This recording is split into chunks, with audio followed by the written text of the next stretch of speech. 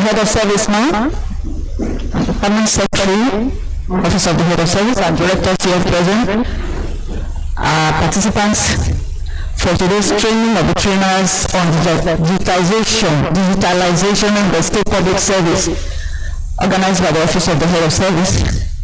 With the permission of the Head of Service, I'd like to invite Mrs. Jennifer to lead us in the opening prayer.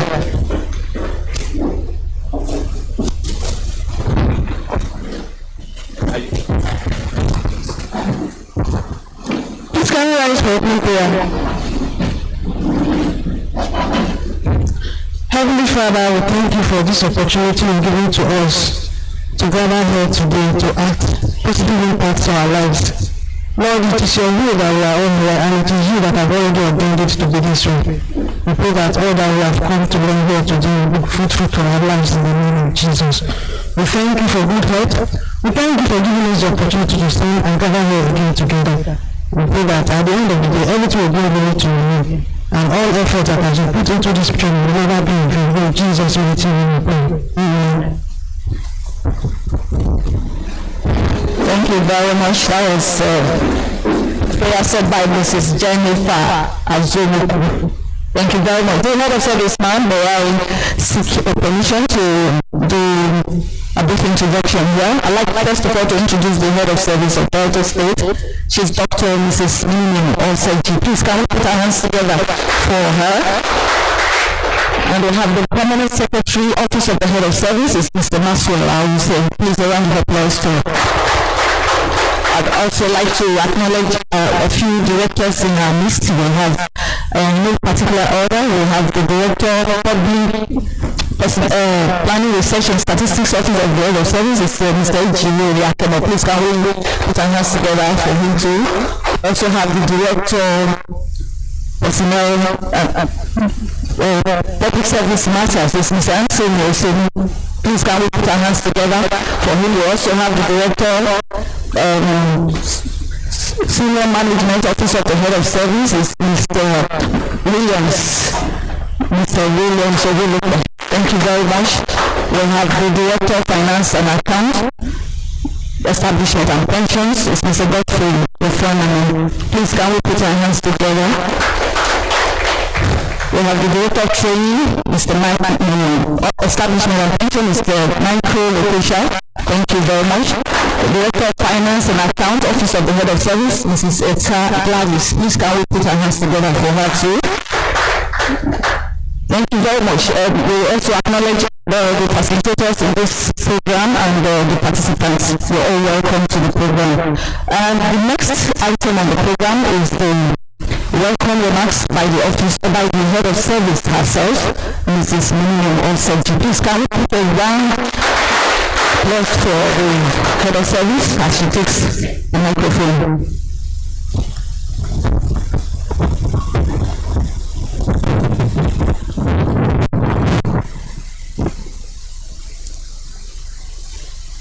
Good morning, everyone. It gives me great joy and delight to be delivering these remarks at this training program on digitalization of the state public service. Our quest for digitalization of the public service has been on for some time now, with the entertainment of several proponents who have submitted proposals to this effect.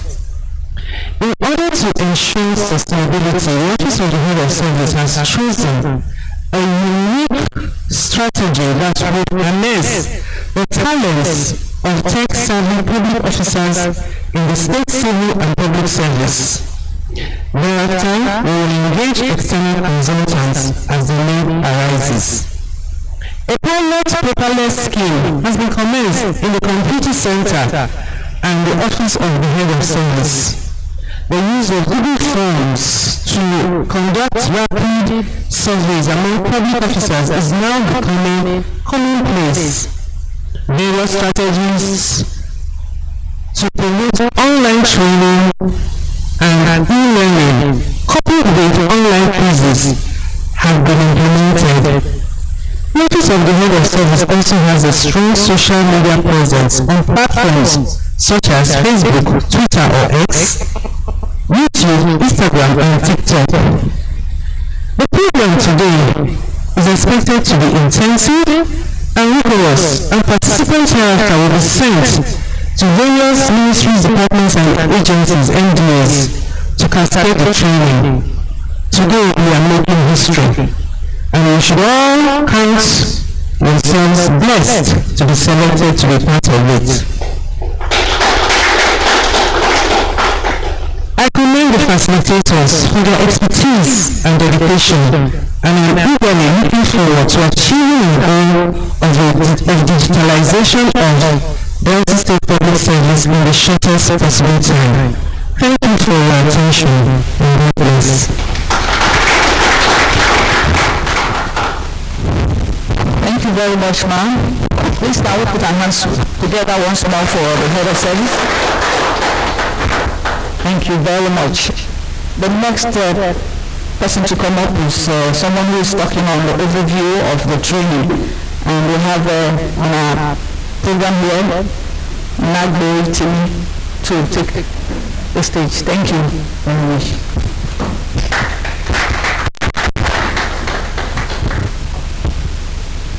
The Head of Service, Permanent Secretary, Office of the Head of Service, Directors here present, co-facilitators, ladies and gentlemen, colleagues, good morning.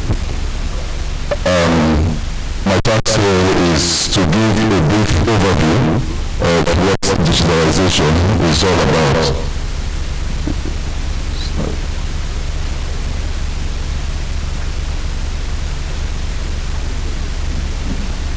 Just before I go into the very short slide that I prepared for us today, let me share a very quick short story so that you understand the direction we're moving in.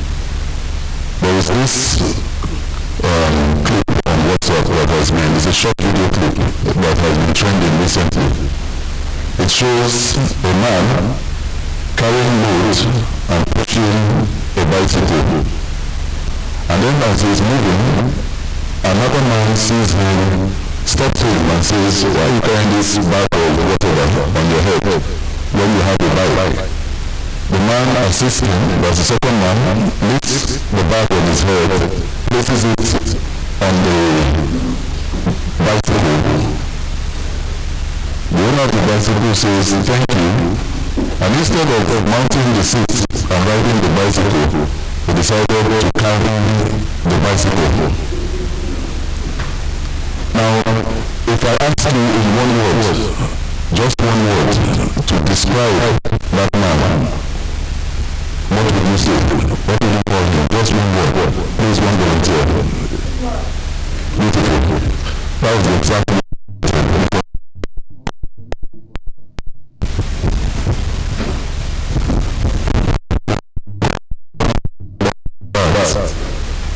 We might end up ourselves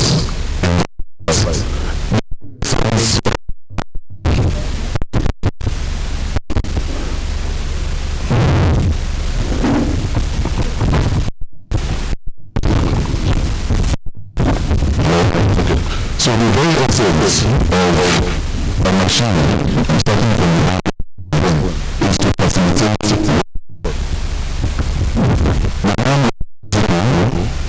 instead of riding the bicycle to lighten his body, he carried it. This same thing happens in the service. We have access to computers, for instance. The Microsoft suite, Office suite.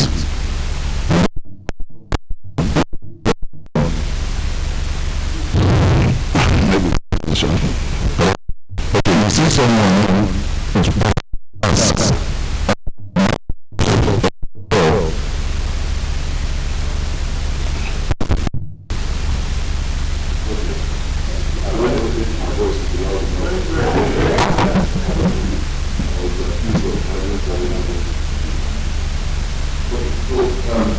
the president of the work on Microsoft and he wants to follow fix the calculator that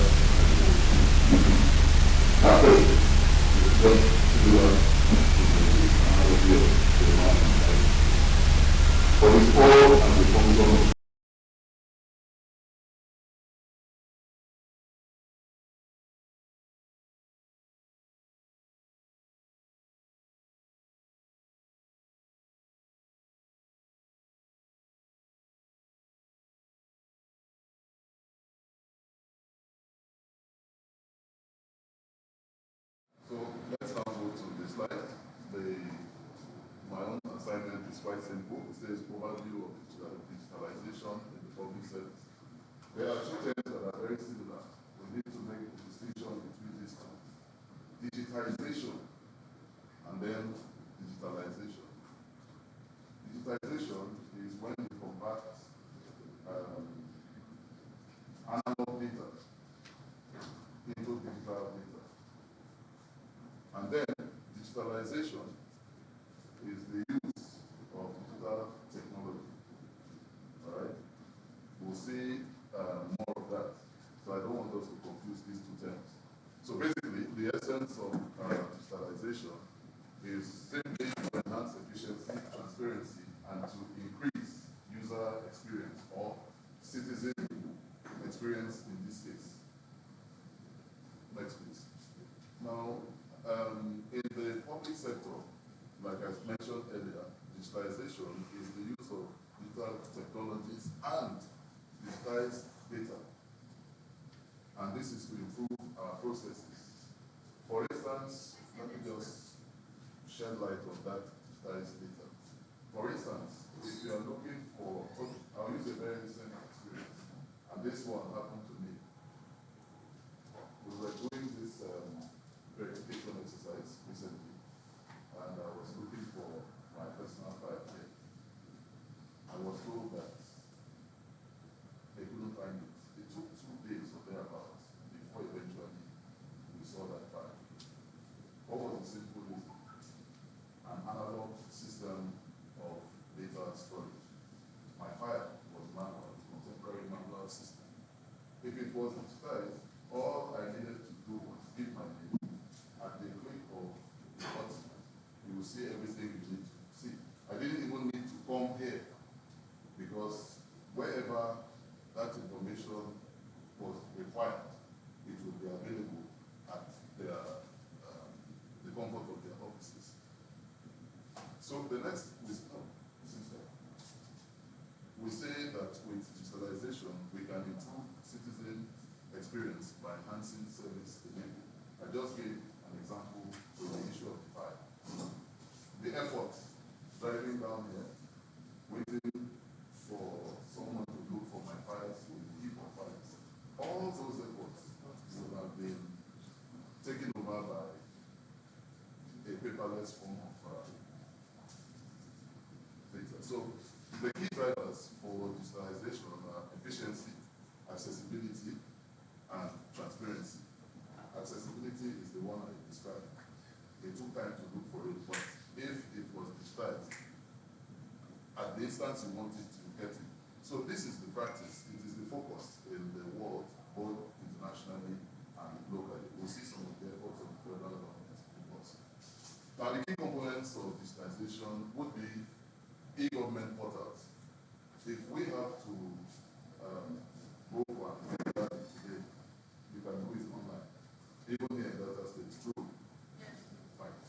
So before now, it would be a manual process. You go to court, do some, take the document where you have typed all the information and all that.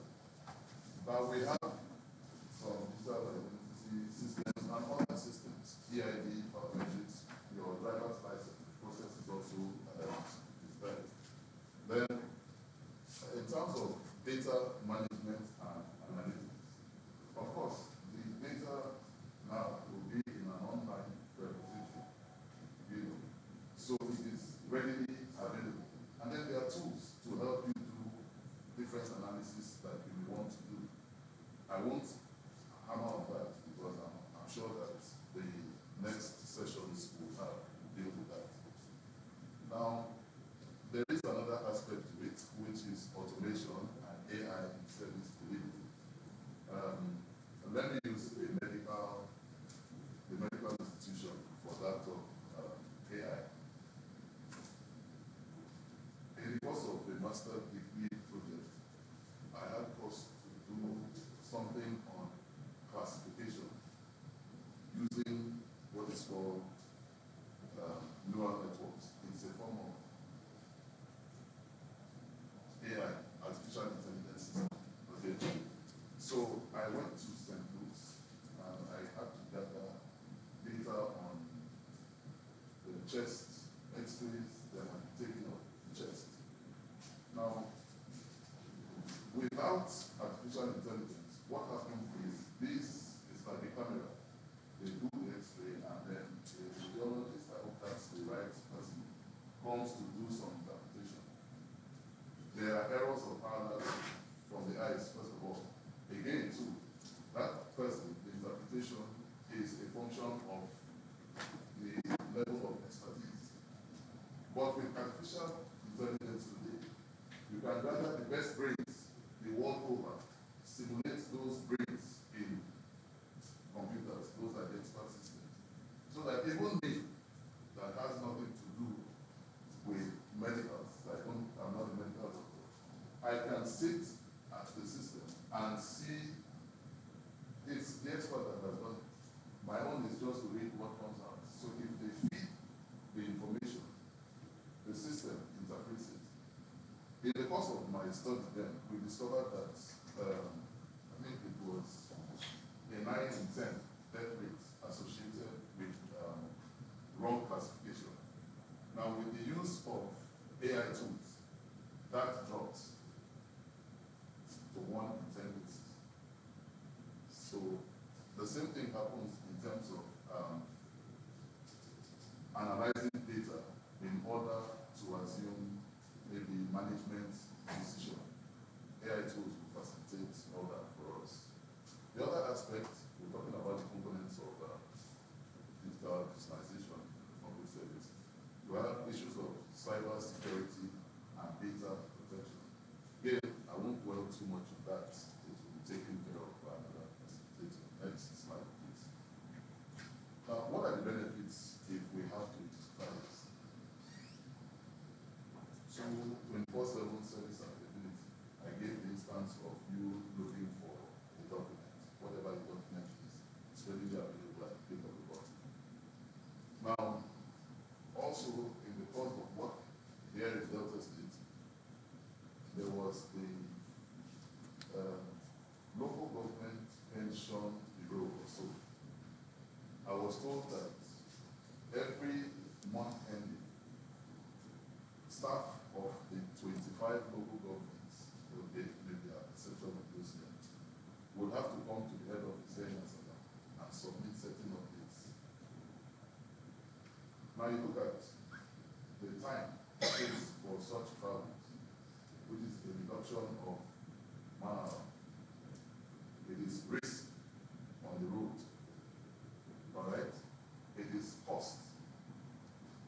But at that time, we were able to automate their process in such a way that all you needed was internet access and you submit those updates online. If there's anybody from the local government pension bureau, you will be aware of this.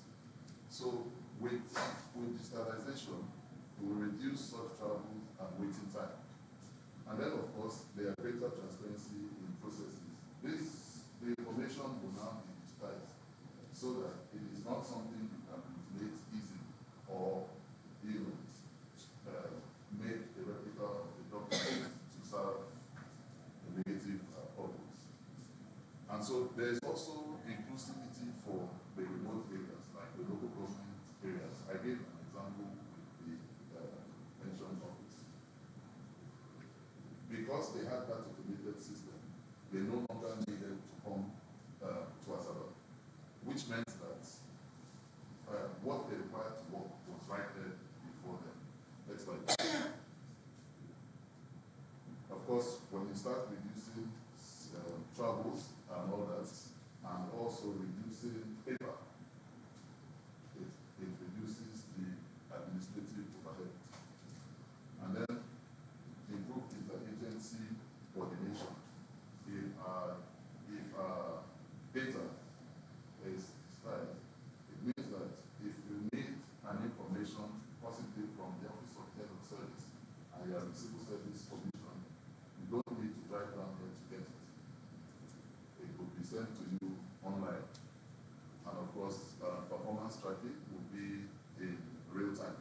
Whatever, as you are working, as we are working, as on the job, what is being tracked and all that. So it will also enable better policy formulation. And we say using big data, don't bother about that big data. It's just that you have a single repository of all relevant data. So if you have information readily available, I think it would be easier for you to make informed decisions. Of course, there are challenges, there are barriers associated with digitalization. And the first one we'll look at is digital divide and lack of access in rural areas. By digital divide, it's just a gap between those who have access to computers or let me say digital tools and such services as the internet. So digital divide talks about that gap between who has that access and who doesn't. The other part of it is who has the knowledge to utilize it and who doesn't. So part of the focus of this training session is to broaden our horizon to see what we have around us and how we would be able to utilize basically this one and that for now. Now, cybersecurity threats and privacy concerns.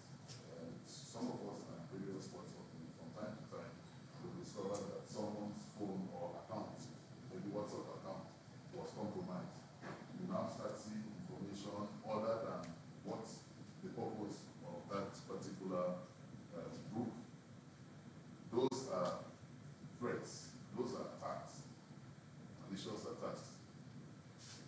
So that's some of the challenges that come with digitalization. But the good part of it is that there are always ways to bring such threats to a minimal level.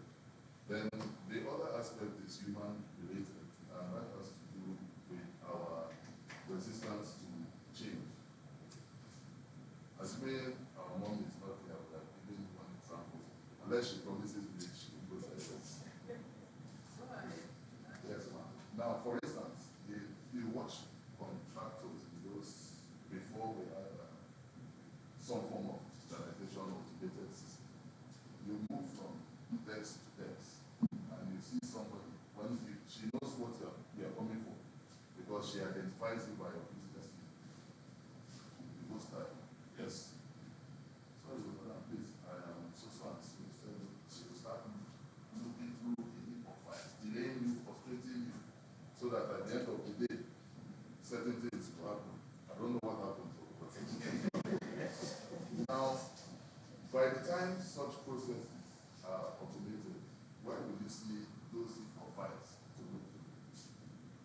So that is one of the reasons there is resistance. All right? But the truth is that with that digitalization, your work is done faster. So you have time to even use the facilities provided like the internet to build yourself, because there are free sites for learning, increase your capacity. And finally, we look at budget and infrastructural limitations. I think that one is pretty much straightforward. I'm conscious of my time as well. Next slide. So if we look at what happens in on the federal level, there is already some form of digitalization agenda. They set the tone, and we in the states will try to follow.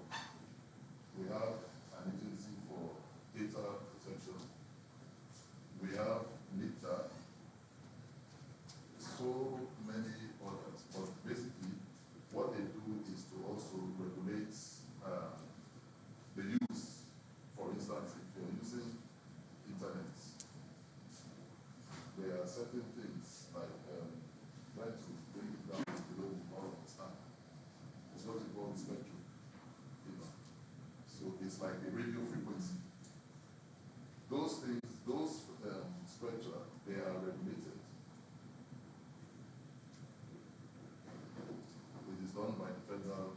Let's take it down a bit. Now, in terms of e-government, at the federal level, we have GIFNIS.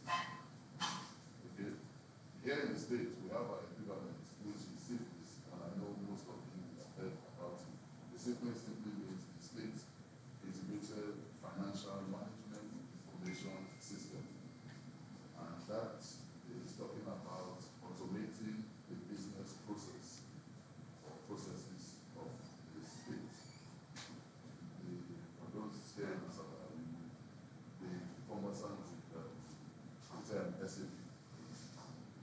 SAP is the software platform, is the application for our state's cities. Now, your National Identification Act, for instance, there is some level of digitalization there. The outcome of this initiative will be improved payroll, better citizen data management, and the likes. Next, please. So what do we look forward to in the line of digitalization? Mention AI. Machine learning is a branch of artificial intelligence. But those are tools that can aid quality decision making. They are expert systems too. So if you're an accountant, they can do part of your, if not all, the work, or whatever discipline you belong to. Then for secure transaction, all of us do transfers. Like my own will be literally transfer 1,000, 2,000, some higher. The thing is that there should be some level of security in that regard. And the best form of security there is a blockchain to secure those transactions we do online, even in terms of e-commerce. Okay. Now, the other aspect, which somehow, the one time I had the opportunity, the privilege of having a meeting with our amiable head of service. She kept emphasizing, like for this training now, maybe some of us would say, bring your laptops, it will be easier. But she insisted that it is better we use the devices that are available and common for all of us, your mobile phone. That is a future outlook in terms of service delivery. You know, government and governance is all about service delivery to the citizen. So you have what we call mobile first public service. And that simply means that mobile platforms, your smartphones, would be the primary channel for service delivery. If you go to the advanced countries like China, most of the things they do will be on their phones. And that is the direction we should be looking forward to. And then there would be greater citizen co-creation of services. That is collaboration between the government and government. Next slide, please. So the slides are short. I will skip Sunday. But what we look at is that there should be a balance in innovation and security. So as you are utilizing digital tools, you must always have your eyes on the threats and how to safeguard. The last one would be a call to action. That one is a message to mommy and our guys. We should invest in infrastructure, training, and policies. I think that our head of service is doing a lot in training and policies, and with time, infrastructure will follow. Next slide. So that's all. Thank you very much.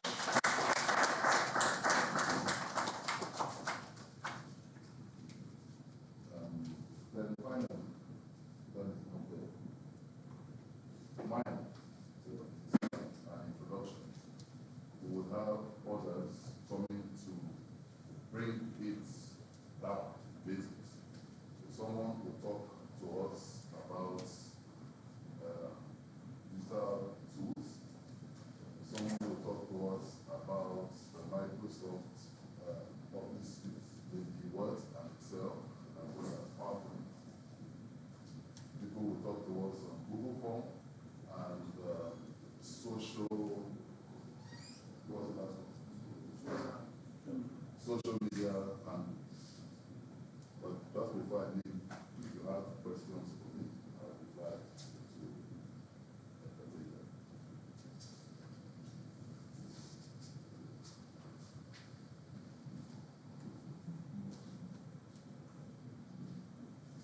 If you not ask me, I'll ask you.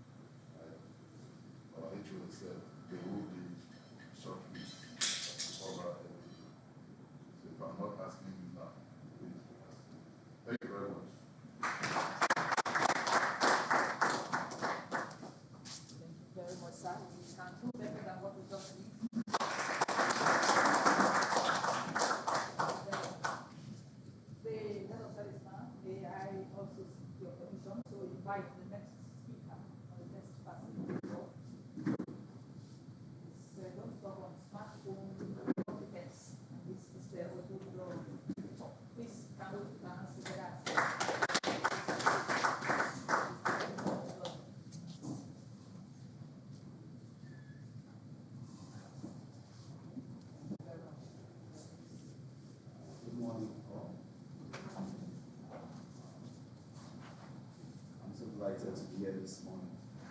And I'm able.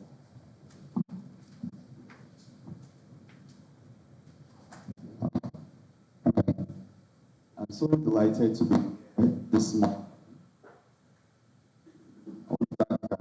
I'm able head of service for this, for making today possible.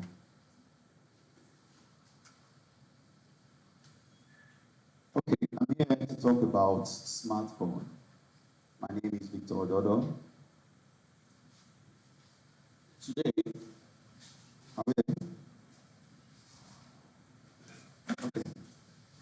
smartphone. So the objective of my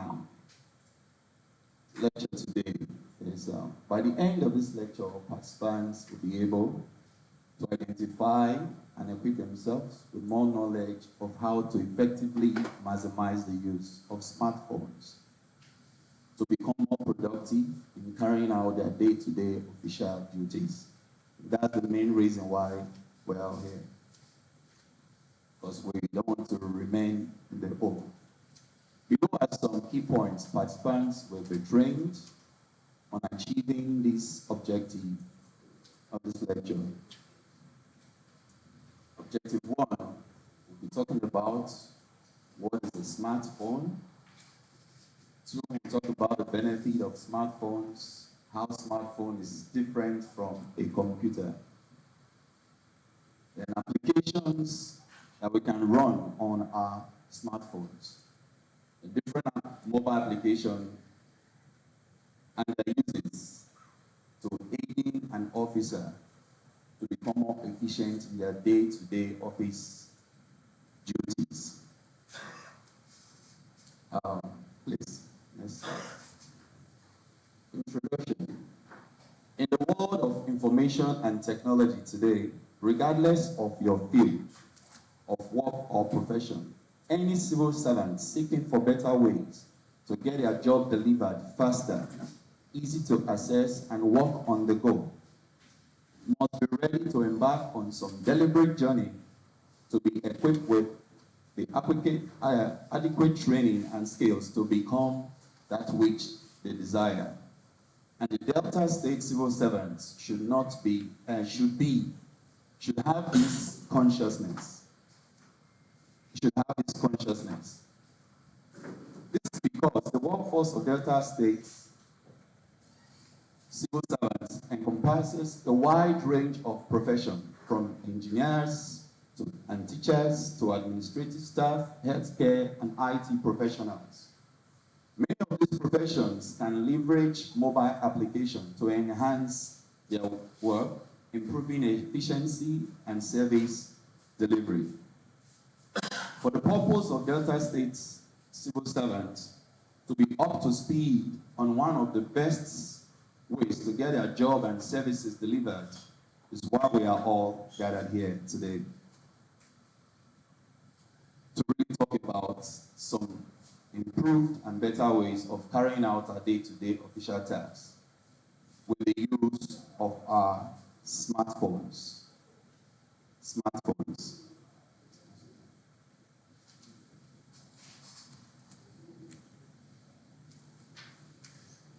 Thank you. We are talking smartphone, we are talking digitalization, we are talking digital. And the closest tool that comes to mind is smartphone. Of course, we're all used to desktop, we have laptops, we have notebooks, and all the books. But smartphone is the closest to us. So if we want to get anything done today, we must be able to do them with smartphone. So let's talk about what smartphone is. A smartphone is an handheld device used for making calls and texting. But in addition, it can also function as a portable computer that offers similar features and capabilities you should expect from any computer, including access to internet, ability to run applications, play media, take photos and video, communicate with other devices through data transfer, wireless communication, and much more. It's a whole lot we can do with our smartphone.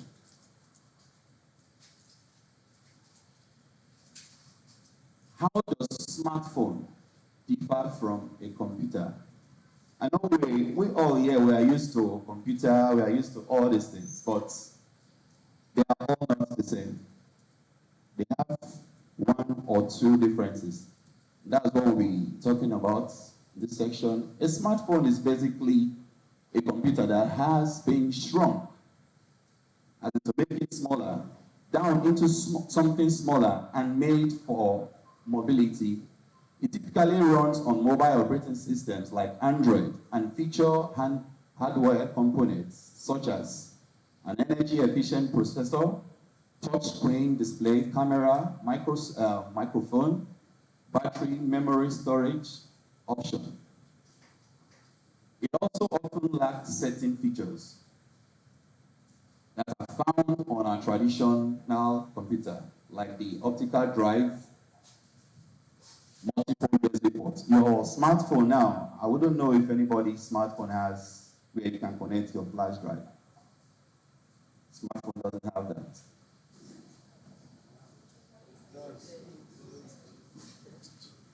Okay, I'll bring that down. Normally, we have flash drive, if you can connect it directly, that's what I'm saying there. You cannot connect it directly. You will need a cord to do that, or maybe your memory card. But I'm talking about optical USB ports. USB ports, no phone has it. All right. So next slide. Okay, we have a smartphone versus computer. And this picture is to show us some differences and advantages over the other. We have laptop, notebooks, smartphone, and tablets. In typing, your laptop is excellent, as you can see there. Your notebook is good. You can use it to type. It's easy. But using your smartphone now, it's a little bit slower. For tablet, you have a broader screen, so it's fair. Content creation. In this content creation, you talk about a lot of graphics. So you have to be able to talk about bigger memory, your RAM and all that. And phone, we have that limitation there. So that's why in your laptop, we have excellent for graphic creation, content creation, then it's good using your notebook. But for smartphone, it is poor. Tablet, it is fair. Reading, laptop is good, your notebook is good, your smartphone is poor. While the last one, tablet, is excellent. Then web browsing, good, excellent, fair, excellent. Now let's come to where smartphone is excellent. Apps. I can tell you the number of apps you have on your smartphone right now. I doubt if there is any laptop here that has up to that number. The apps you know of, the apps you don't know of. And if you have kids, the apps that you did not plan to even install, your children will help you to do that. So, for apps, which is the main tool that we use to make our job better, we have excellent there for smartphone and tablets. Portability, that's the size. Your laptop, of course, is fair. Your notebook is good.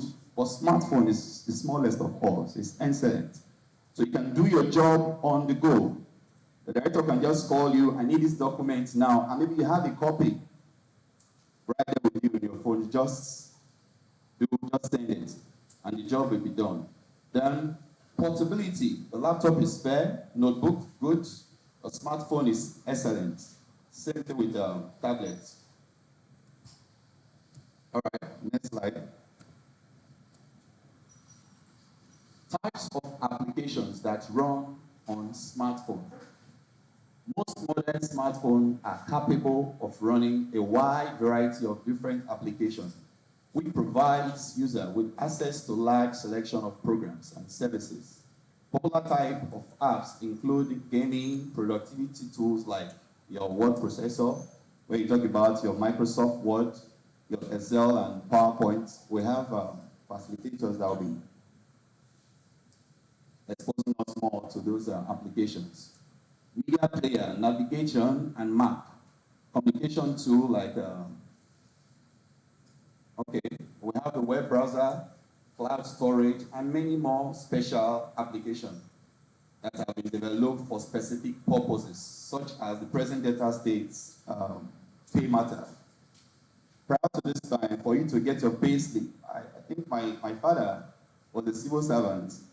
Maybe we still have some copy of his pay slip. Some people, they have pockets where you just put, or when you bring my pay slip, bring my pay slip. It's a long book, long, tiny paper like that. And that's means we have to print. So we are talking about digital now, to save costs and get the job done fast. Now, presently we have the data state pay matter, where you just want to check your salary, just go to your phone. We should all have it on our phones. Just check. You can check. I think the last it started 2019. So if you want to do any, if you have any need for your payslip, you can just go to that app. Far back as 2019, you get all your payslips, the dates. Advantage of smartphone over computers. Smartphones offer several advantages over traditional computer. They are much more compact and lightweight, which makes them highly portable. This is my smartphone. Some are smarter than others, but this is the one I have for now. All right. Highly portable. That means it can be easily carried around wherever you go, allowing you to stay connected without having to lug around a bulky laptop or desktop. Furthermore, smartphone typically comes with integrated cellular connectivity, which allows for quick access to the internet, even when you are away from Wi-Fi network. Additionally, due to their smaller sizes, smartphone can be made more powerful than desktop, but still maintain low level of power consumption,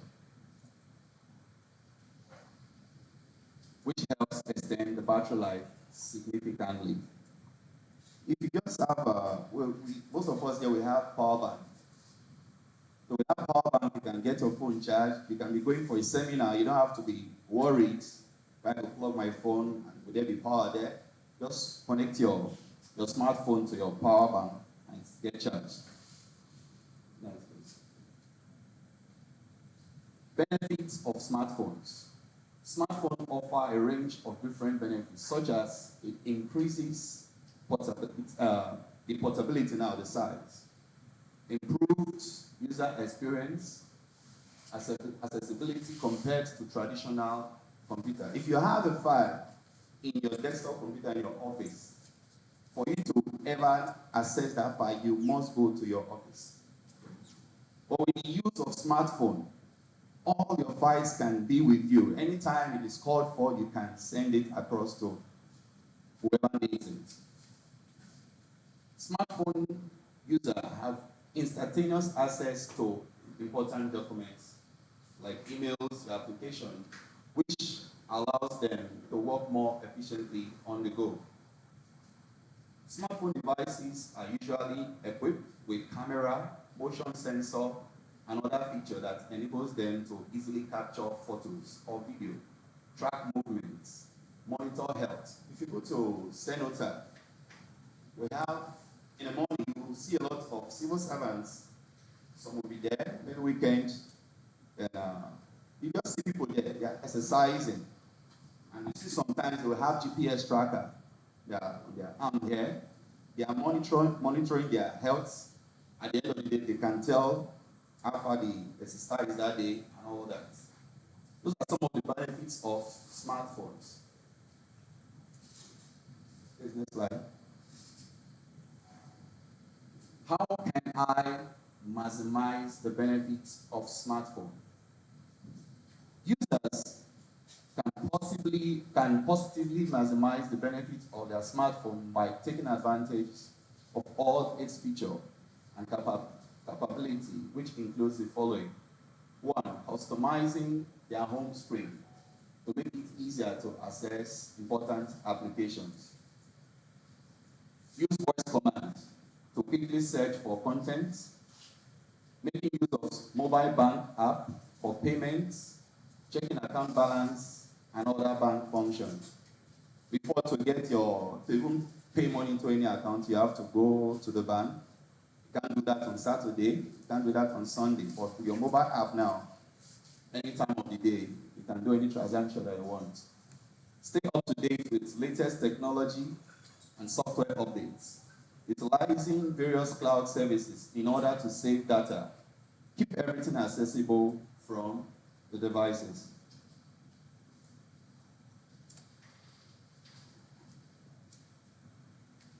Okay. Where we are now, I call these parts, know what you need and be best at it. Know what you need and be best at it.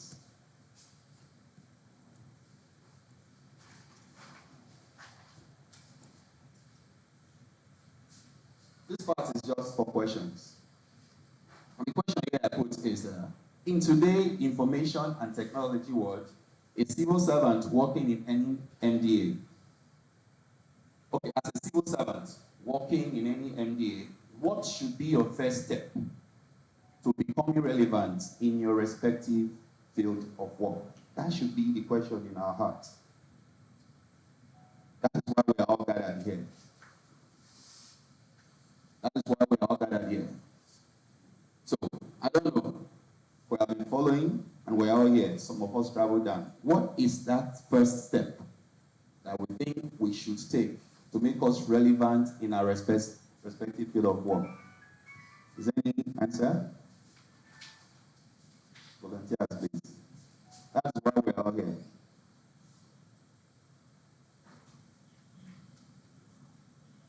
Anyone? What do you think? Yeah. Can I point somebody? Am I permitted, ma? Okay, we have somebody there. Thank you. Understanding your roles and responsibilities. Sorry, I didn't get that. Sorry. First thing is understanding your roles and your responsibilities. Understanding your roles and responsibility. Okay, please, that's my slide.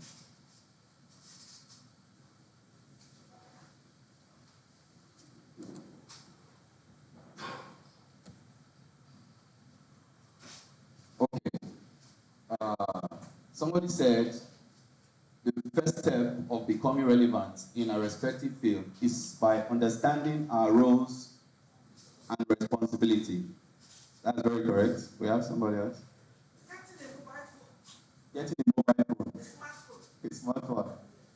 Okay. Being correct and up to date with information aspects. That's very correct. Okay.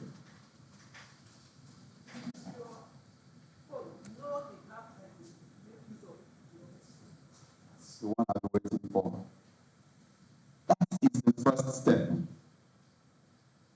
What you should be, the first step of becoming relevant in your respective fields. Know your work. The next page, just hold on, we'll get there. Question 2. What is the answer to your question 1? Do you really know that step? Some of us till now, we don't know the first step to take.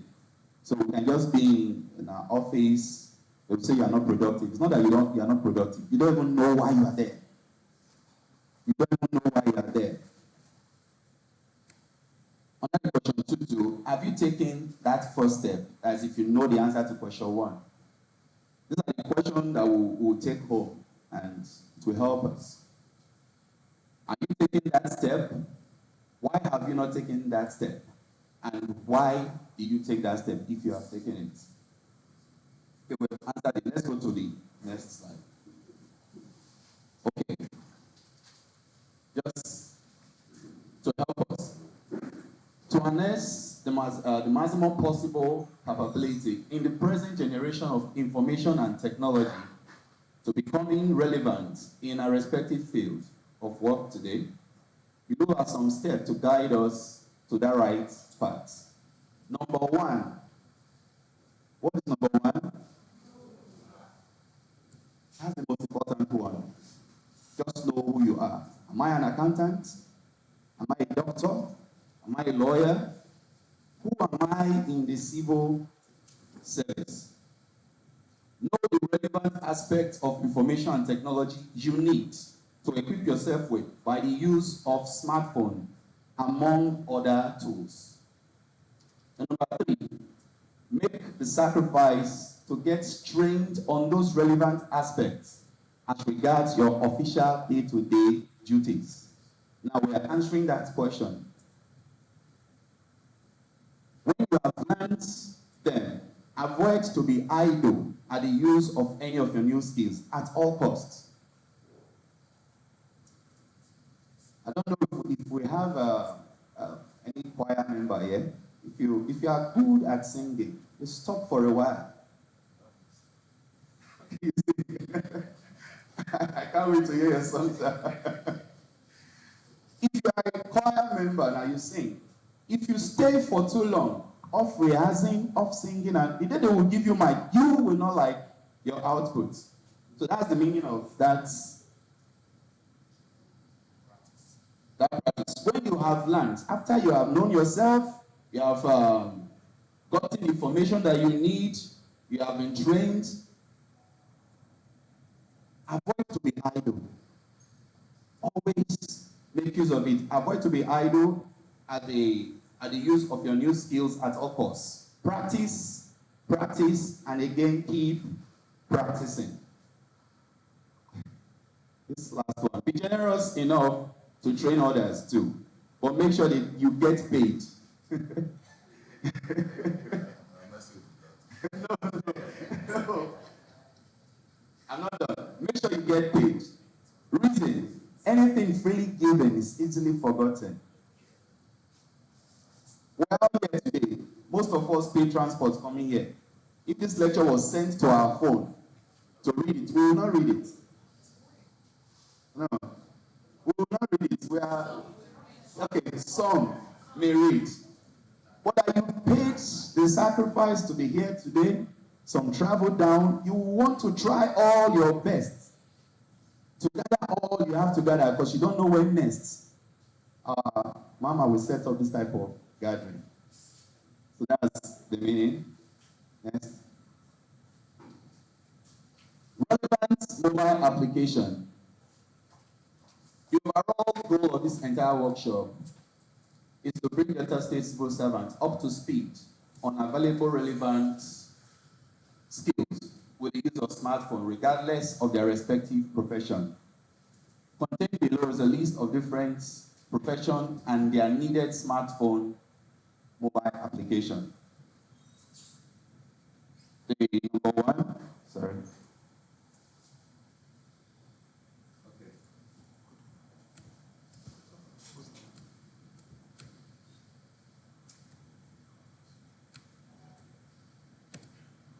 The number 1 profession there, IT profession. That's where I fall under, so that's why I put it number 1. We have the mobile app, we have SAP, we have the HTML and SQL. Uses. This program we can use to, the program analyst can build database and manage data or write code with the use of these apps. For engineers, either you're a civil engineer, a structural, environmental engineer, you can use your AutoCAD. You have your AutoCAD, Civil 3D, Arsenal, and Trail. That's used there. For a teacher, of course, you can use the Google Classroom, Google Meets, the module, the Zoom. Most of us here will be used to Zoom. Thank God for COVID. In every bad thing, there is a good thing. Without COVID, I didn't know anything about Zoom. Yes. Now, healthcare professionals, we have Medscape, we have Epicrate, we have Domity, we have Teledoc, and Visual DS. For administrative staff, we have MS Word, as Microsoft Word, Microsoft Excel, PowerPoint. Then for the statistician, we use the Excel, then the SPSS. All these they are for statisticians to carry out their data analysis.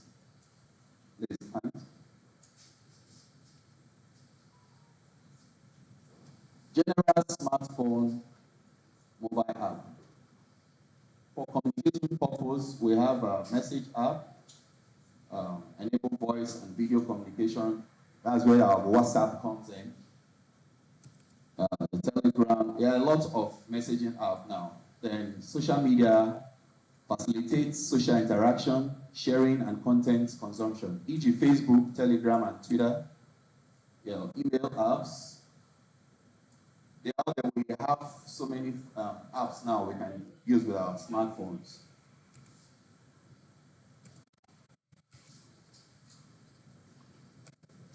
Summary.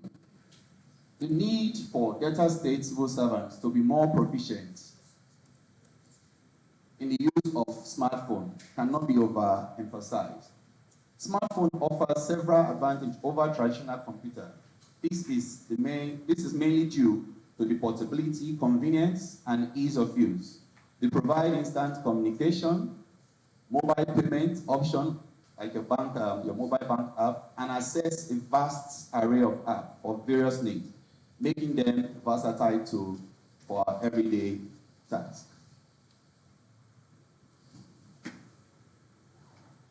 Our takeaway for today: every Delta State civil servant must have the consciousness of having adequate knowledge of the mobile app relevant to their field or profession. It is very important.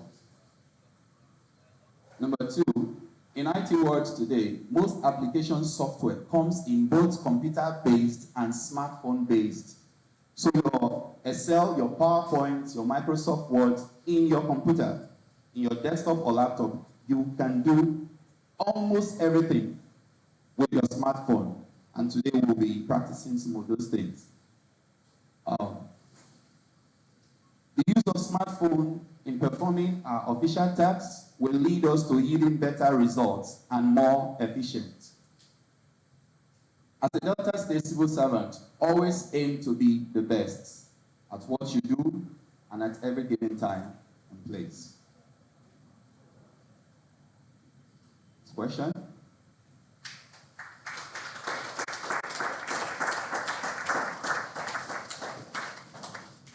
We have any question? Any question?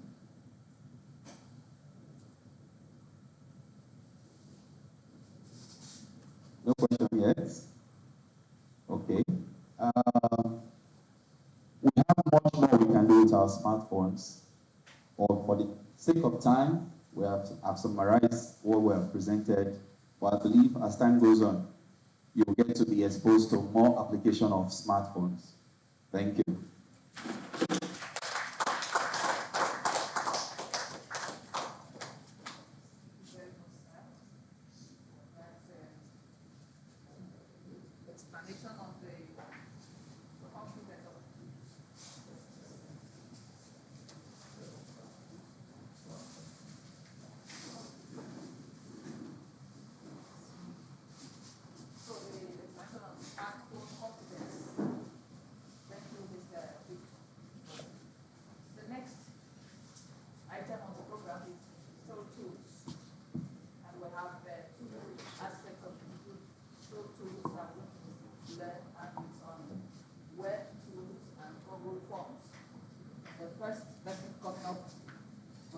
Is Mr. Olivia Fit, who's talking about Web 2.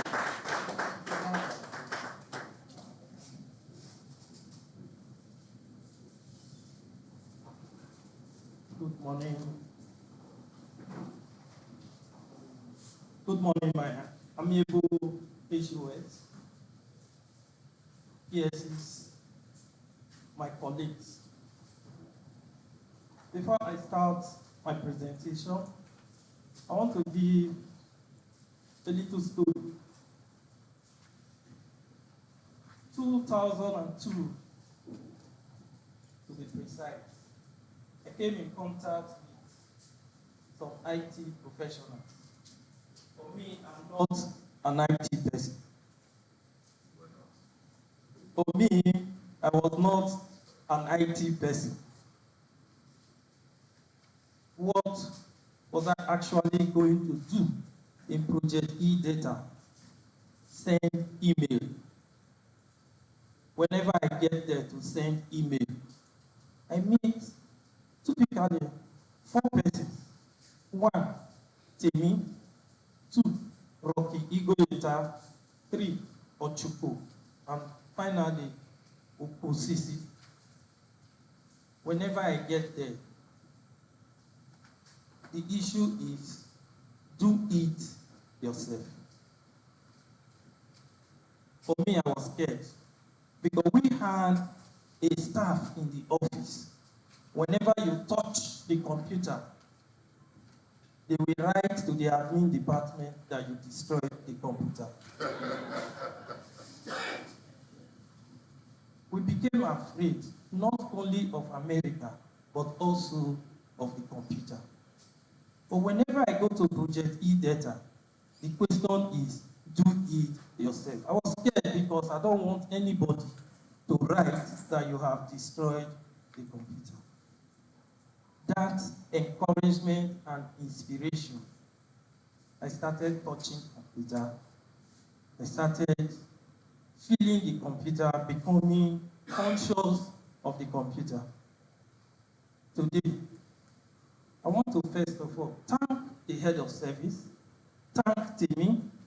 Today, I tell you most solemnly what we can do with IT. I know most professors, they cannot imagine it. We can develop any program, we can develop any software, whether to run on your computer or to run on your smartphone. That encouragement came from TV, and he's here as our team lead. Can we please give him? This encouragement is what the HOS is embarking upon. Encouraging you, inspiring you to use a digital tool. On that note, let us start. What is a digital tool?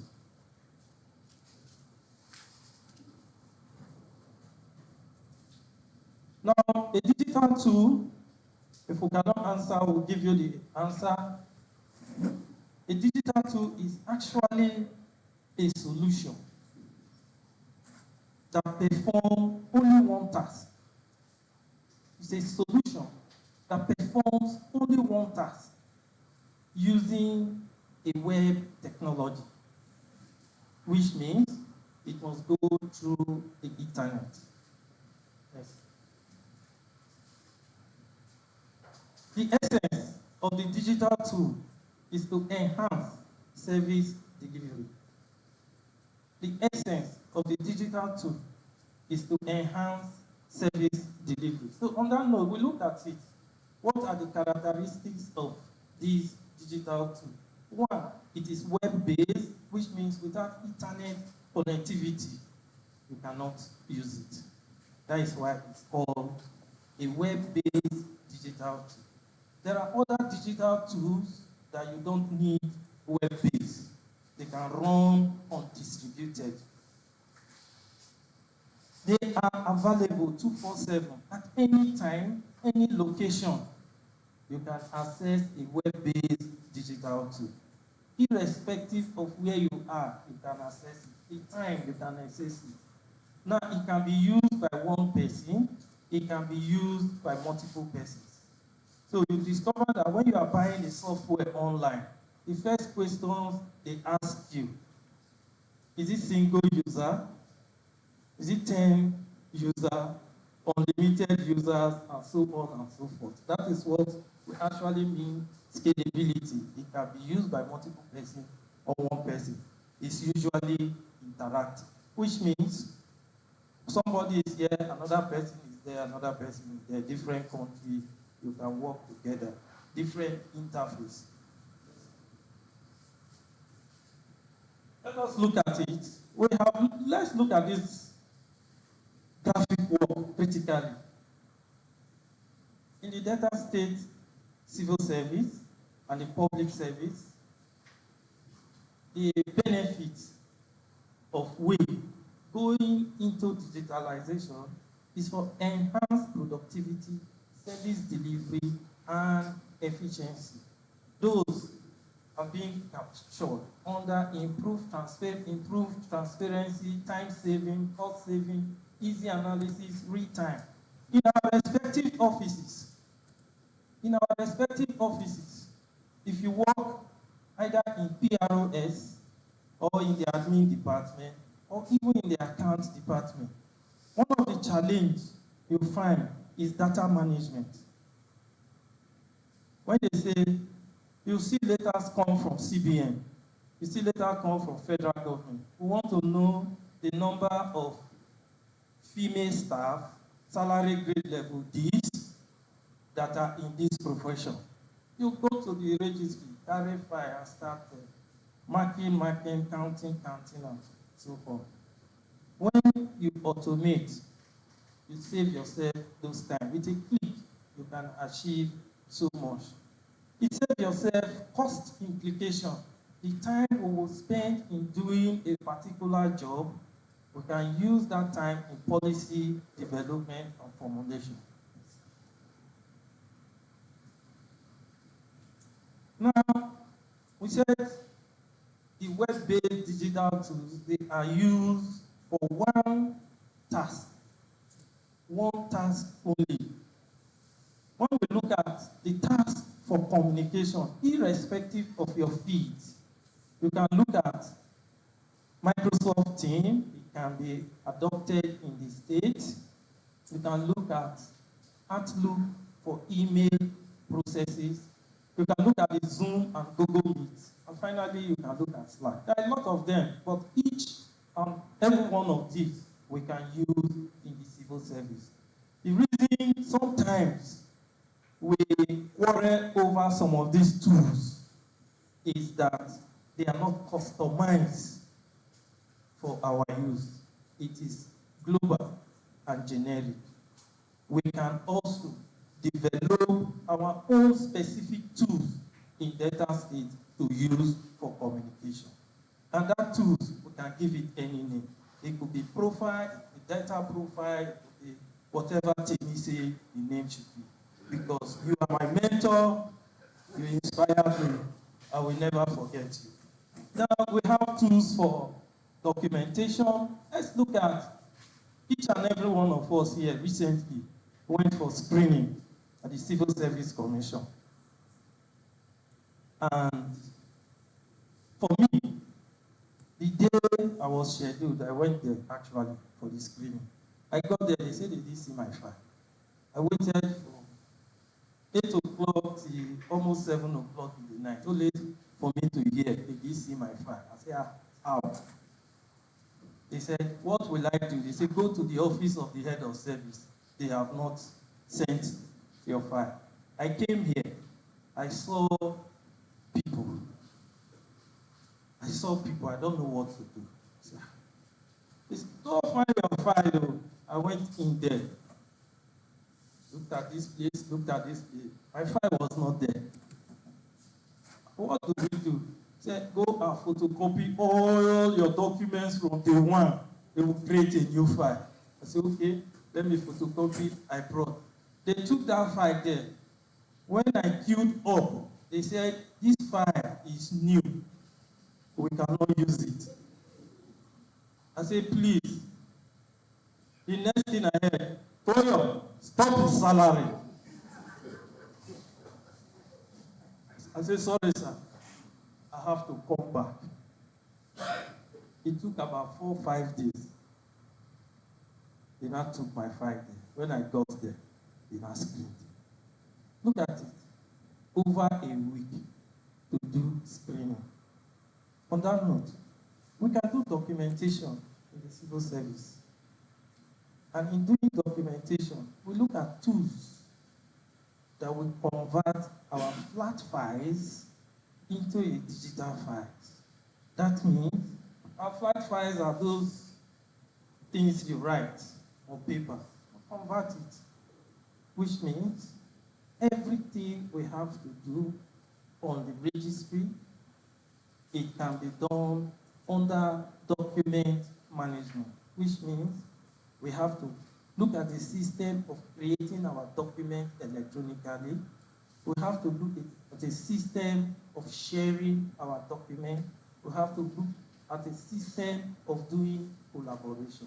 You collaborate online, you collaborate with your smart tool, and as such, you can work from anywhere.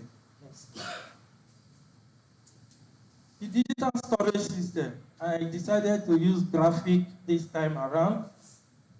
Let's look at the digital storage system we have presently that we can use. We can use SharePoint, we can use our Google Drive, we can use our Dropbox. Each and every one of us have their disadvantage. The major disadvantage is that when you use a storage facility that is not customized, you give out your information, you give out your data, they are also secured, but the day you refuse to pay for subscription, you've lost everything. You lost everything. Now, in the data state civil service, two systems of storage system have been adopted. On-premise storage system, which is infrastructure, and the cloud-based storage system. The essence is we must have a reversal failback, and we must have a system of rollback. We must have a system in place of failback, backup, and so on. Next slide. Workflow. This is where sometimes we are confused in the service. Today you hear this is how it should be done. Tomorrow you hear this is how it should be done. Another day you hear this is how it should be done. In this process of changing our workflow, either because of a new circular, you discover that you need to harmonize your workflow process. I'll give you a typical example. In the past, if you work in PROS, the first directive is this man should win the contract. It's what we see in the past. Nothing like public procurement processes. But today, they tell you, do an advert. They tell you, take oaths. They tell you, do status report. They tell you a lot of things, which means we are changing our workflow different from what we have before to improve our system.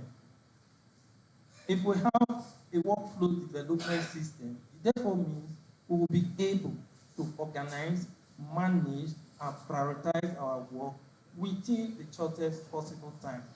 Each of these service providers or contractors, they bring papers for you. For example, they give you bank paper. When you look at the bank paper, it's about 3 years ago. When you send that paper to procurement, the next thing you'll see, they will circle the date. But if you have a system in place that takes care of this workflow, it will also show all those things that are not there. Next slide. Let's look at almighty human resource management system. That is where each and every one of us come in on a daily basis. How we come into the service, how we are engaged, and how we go out of the service. You can actually organize all these. It can be developed with collaboration. The head of service, the establishment, and the Civil Service Commission, because our papers flows through these three offices. When you are recruited, you go to the head of service and to the Civil Service Commission. From there, they do, what is it called? I forgot to that stage, they do onboarding. When they do onboarding in the system, you know how onboarding is done. Immediately you come, most of us report to the registry. When you report to the registry, the next thing they say, go to the admin department. When you go to the admin department, usually they stamp your employment letter, sign and put time, and ask you to go and do medical certificate of fitness. But today you discover that aspect is no longer done. So the issue of seniority challenges come on a daily basis because that aspect is no longer in place. The next thing after that, they say they capture you in the accounts. You go and do data capture. They capture you on payroll system. Sometimes it takes 3 months, sometimes it takes 4 months. In that case, you see that from recruitment down, you have come into the system. Even before recruitment, there is also a process in the service where job boards, job vacancies are done through the office of the establishment. So all these, you have captured them through the human resource management system. And sometimes when we go against the rule, you are brought before an administrative panel. All these can be captured. Your pension systems can also be captured in your human resource management system. One thing that we don't do in the service that we can capture in the human resource management, we call it employment or employee engagement. In employee engagement, you do your satisfaction survey.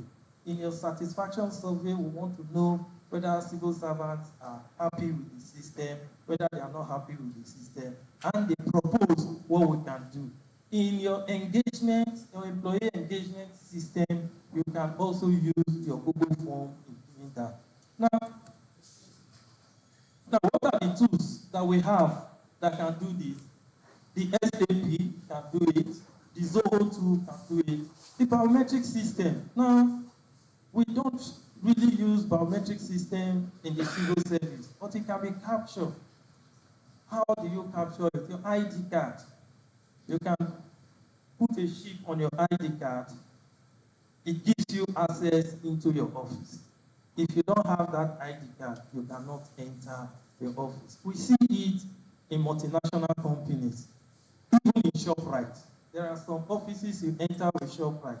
Without that card, you cannot enter those offices. Staff appraiser. Let's look at staff appraiser. Because some of us are not truly admin people, we don't really know what to do with it. All we know is you fill an upper form. When you fill the upper form, they say between January to March, if you don't fill it, you take it to next year. The way it is processed, which is the flow, once we know the details, we cannot capture appraiser as a particular digital tool that will either run on our smartphone or run on our computer. Public service delivery. In public service delivery, we heard some time ago some people were coming for screening, and 1 or 2 persons had an accident and died. Some time ago in the civil service. With our public service delivery system, whatever you want to do, you can do it from the comfort of our office, from the comfort of our home, without moving from one place to the other. Which means if we have a public service delivery system or portal, we'll be able to perform all our operations in the service with people that are not civil servants on any service we want to render. I'll give you another example. Some people want to collect form for recruitment or form for agricultural empowerment program. They leave Ayakoromo and come to Asaba. Sometimes it takes 2 days. Those of you from the riverine community, you know some communities, it will take you 4 to 5 hours to get to where you will get vehicle. And it will also take you that time to go back. These people, they come, they spend so much. They come and pick form. And sometimes when they come, the form is not available. Why don't we upload this form? They feel from the comfort of their home. Next slide. Training online, the first person has talked about this. Usually, we'll not talk about this. Because so much has been said about it. Let's leave this alone. Real-time data collection. Next person will talk about this, which is Opponent. We'll talk about this using the Google form. So we'll not do that. Next. Data analysis. I'll talk a little on data analysis. This is sometimes where we have real challenge in the civil service. Real challenge. When I tell you real challenge, I mean real challenge in the civil service. One, we pick form, we use Excel. Sometimes we use Excel. In the process of using Excel, if you type mail, M-A-L-E, capital M, capital A, capital L, capital E, and you type M, capital, small letter, the others, and you type all, small letter, during your analysis, you get wrong answers. So we are looking at a system where the service, you will adopt a system where analysis, all the analysis will be done just with a click, and there will be no error, and it will help in decision making. When I was working in the super deck, we had a lot of troubles in the super deck. We had over 200,000 data. And finally, I was given to analyze.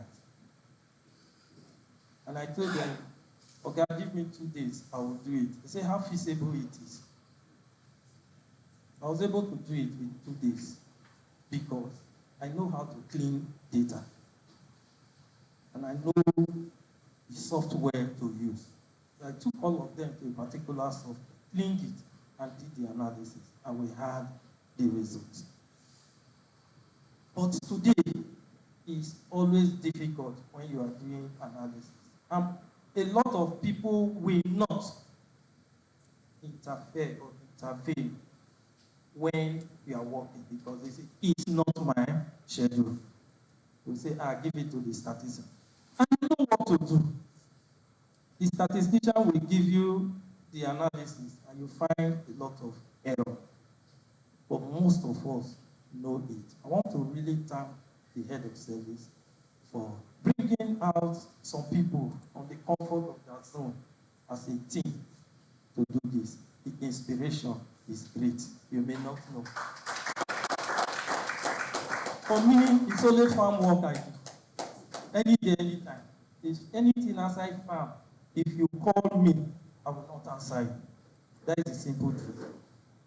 The only person that has been able to pull me to come and talk about IT is the head of service.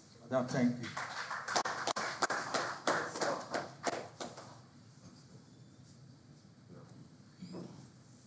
As we are rounding up, everything I have said, look at it here. Everything I have said. With this slide, we can talk for the next 5 hours. If we have only 30 minutes to talk. Thank you for your attention, wisdom, and answer.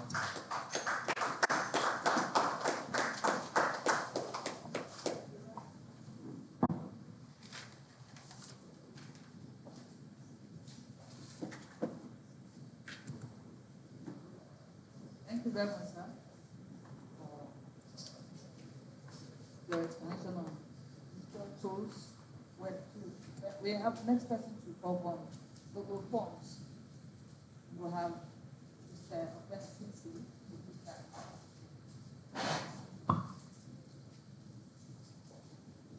Good morning, ladies and gentlemen. My name is Opene Kingsley from Project E. Permit me to recognize the presence of our amiable head of service, whose visionary leadership has continued to drive innovations in our service. Thank you very much, ma'am. And I want to also recognize the presence of all our PSCs, our directors, and all our participants. I want you to relax because we are here for a training, at the end of the day, there is something you take back home. And one good thing about IT is that you don't just stop. We may not be able to teach you everything that you need to know within this short time. But continuity, like my brother have just spoken now, to develop yourself. Go back, try them, and you see that from long, you become great in the field. So once again, I want to talk on introduction to Google Form.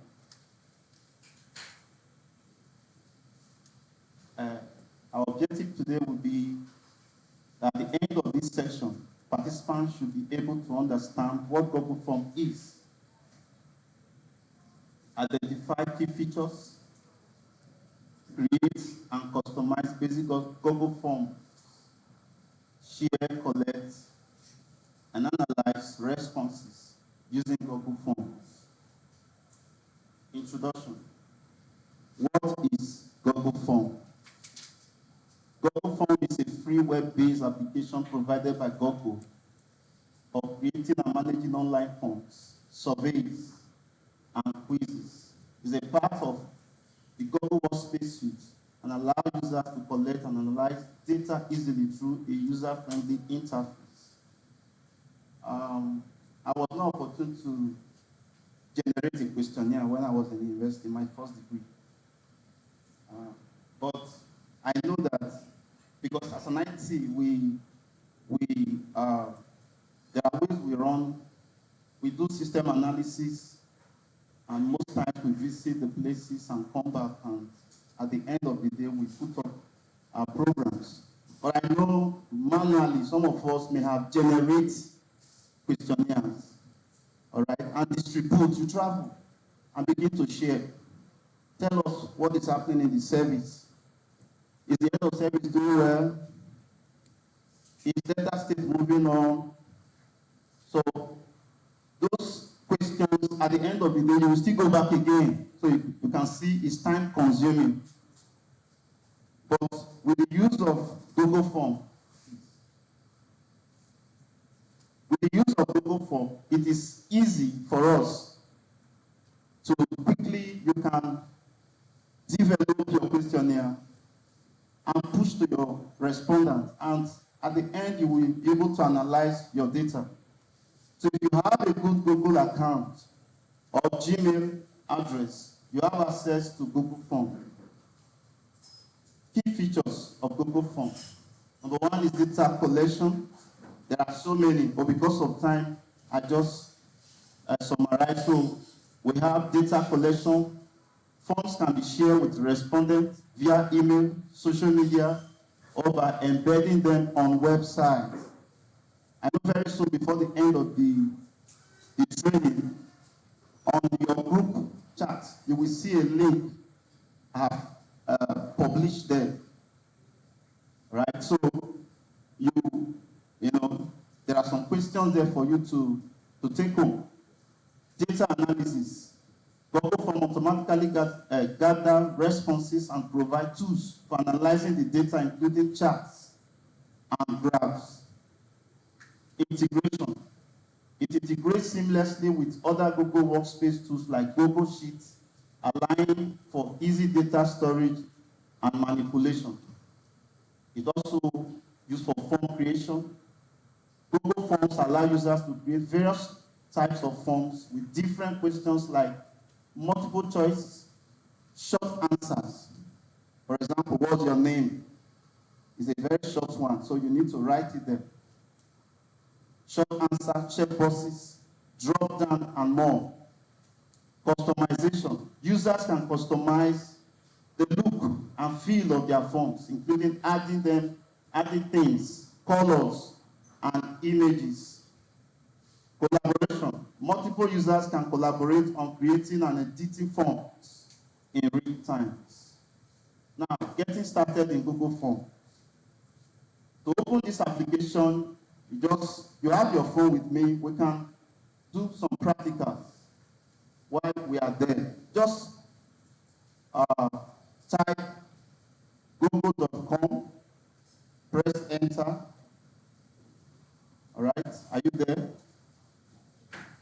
Or you can also log in into your Gmail account in the top right corner and click on the grid of 9 squares as highlighted there. A menu will appear. Click on the purple icon label form. Now, if you do not see this icon, you scroll to the bottom of the menu and click on More from Google. Scroll down the new page until you see the purple icon called Form and click on it. Have you done that? Have you done that now? All right. Now, creating a new form. How do you create a new form? As soon as the menus are open, you will see a blank form. We also have templates that are already created. Under Start a New Form, click on Blank with a positive sign or positive symbol.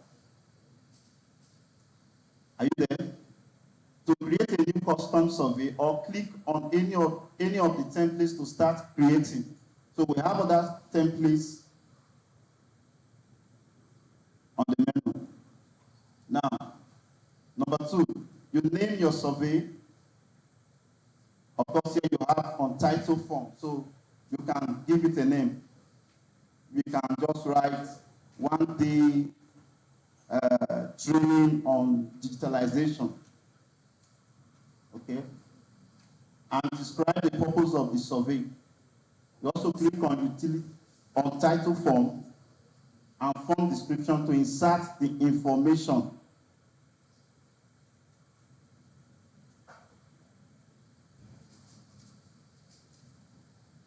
After that, you add your first questions. You click on title question to enter your question and then use the drop-down menu to the right to select the type of response, in bracket multiple choice question or short questions. You can add options for multiple choice question, and if you wish to add a place for others responses outside the provided responses, just click on Add Others. Add Others. Customizing your form. How do you customize your form? All right. Now, summarily, I have to circle all the menus that will enable you to customize your form, and these include delete questions, duplicate, import questions. You can also import photos.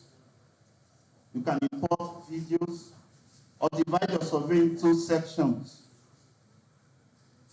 Number 2, if you like to customize the color and background of your survey, you can click on the artist palette at the top right of the page, as shown on the board.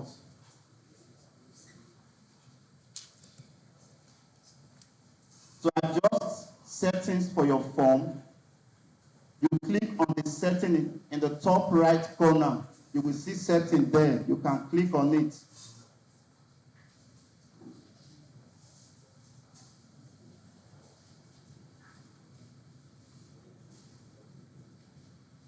Number 4, a setting option will allow you to limit how many times a respondent can complete the form. You know, while I was here, one of the directors came and said he has responded twice. He wanted to test what I said, should I set it? He said, yes, I should set it. So you can. Please, let's be calm and assist the noises. You can easily set how many times your respondent can respond to your question. Allow edit. You can also allow edit to the form or view summary chart. You can also add items such as progress bar by clicking on the presentation, that presentation tab at the top. Be sure to click save when you are done.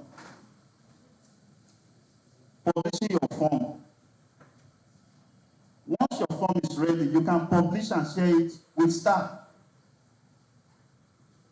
How do you do that? You click the publish button at the top right of the page to display the publish option dialog box. 2. Toggle accepting response to turn it on. Click on copy respondent link button to copy the generated link to be pasted on email, WhatsApp, and other media. Yes, ma'am. Are you following? Wow, am I too fast? So sorry. Sorry. So where can we start from? From the beginning. I know. I know. That's good. And I want to thank our head of service for the observation, because nobody complained. So I just assume either you are taking notes or you know it. Praise God. So let's go back again.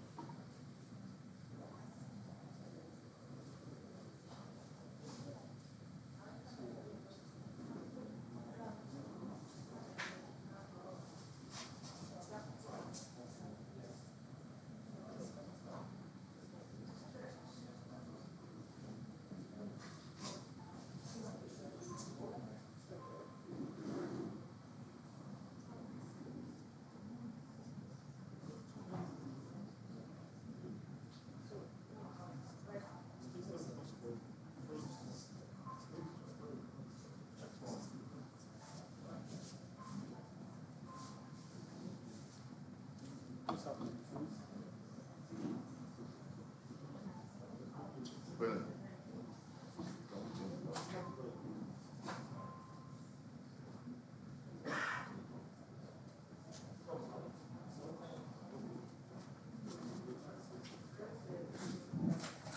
I want to sincerely apologize. It's a training section, so it's important that we follow up. Now, let's go back to creating a new form. Are you there now? Okay. How do you get there? Like I said earlier on, you can get there by typing google.com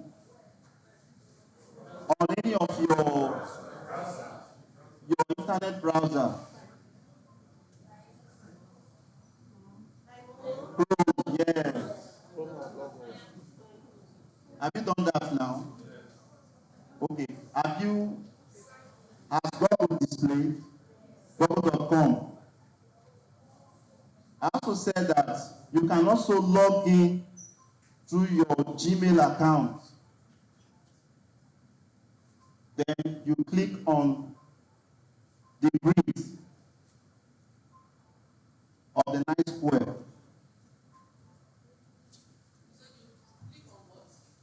Bridge. 9 dots. Those 9 dots. 9 dots. The 9 dots. Has everybody seen the 9 dots? That's what the other facilitators should go around and help people to identify where the 9 dots are so that they can click on the workspace.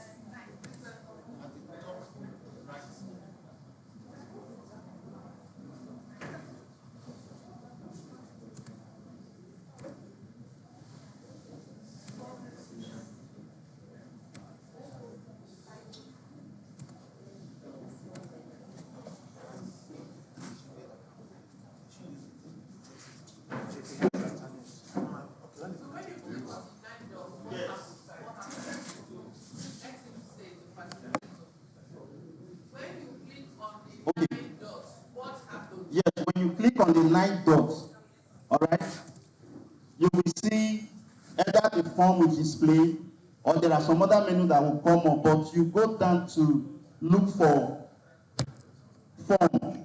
So give everybody a break. Everybody scroll through the various applications in the Google Workspace until you get to forms.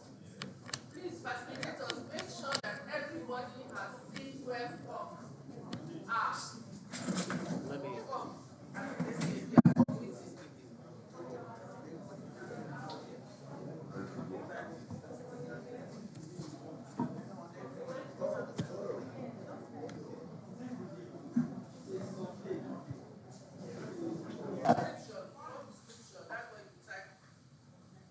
What did you say we should put as the name? On top.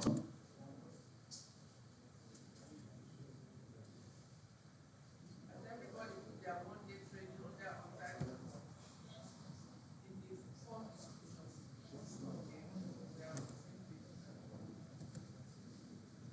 Have you done that? Number 3, you add your first question. Yes, you have to tell us where. Now, you are going to add your first question by clicking on Untitled Question. Yes. Untitled Question. To enter your question. Option 1. So, the first question there, maybe what is Google Form?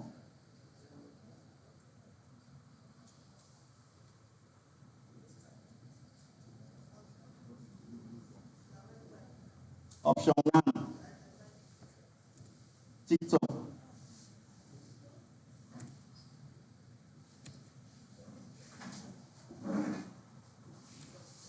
Part of Google Suite. Option 2.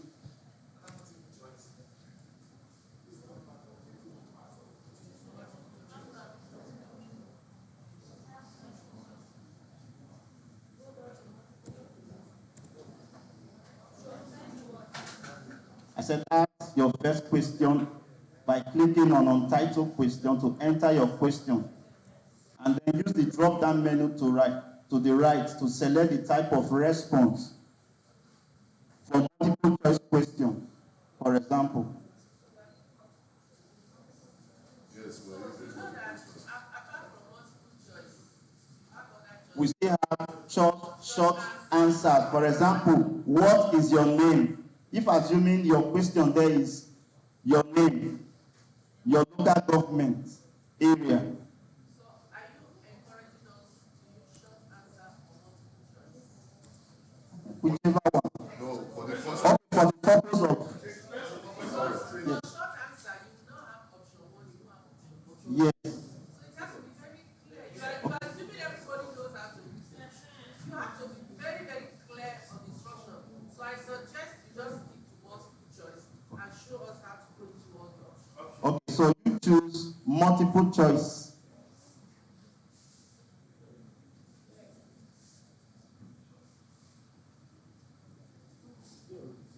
Are you there? Then you can take options, maybe 1 or 2 options. So you add options. So the first question, let's assume. there's you will see add options. You click on it. There's a plus button that will enable you to add options. All right.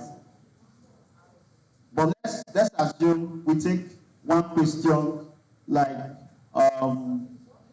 what is Google Form? So option A, I said TikTok. B, a part of Google Suite. A part of Google Suite. When you get what is Google Form have done that, you have Yes, sir. gotten multiple choice. Okay. You now have the display of what is Google Form. Where do we click to get to the next level option? The option. You will see option. Please.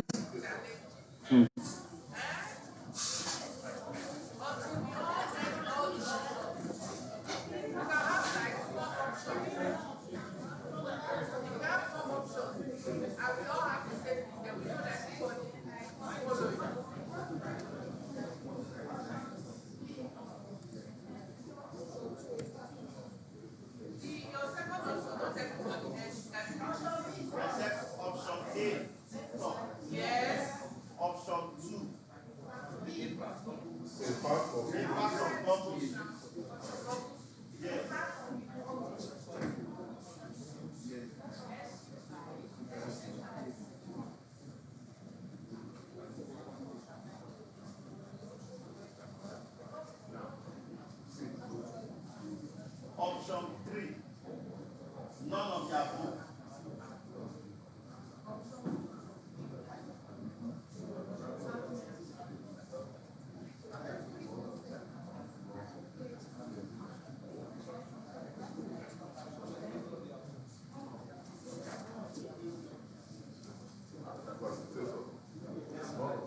None of the above. We can stop at that point just to demonstrate this.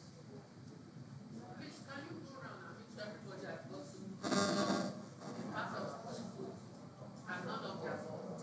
Everybody here. On this line, has everybody got their 3 options? If you have not got your option 75, please can you go and assist?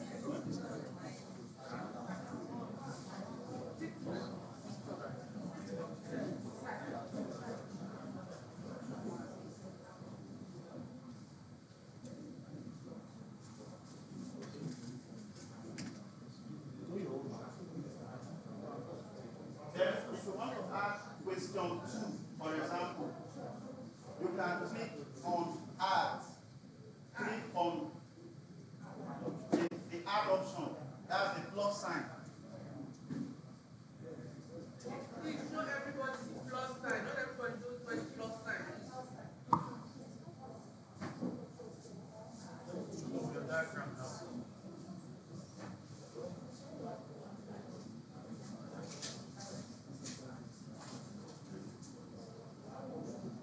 What is question 2?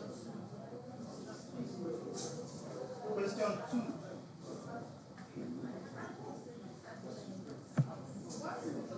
Question 2 will be, I think we have to take a short answer instead of multiple options. So, multiple choice question. So, what is your name? Question 2, right? What is your name?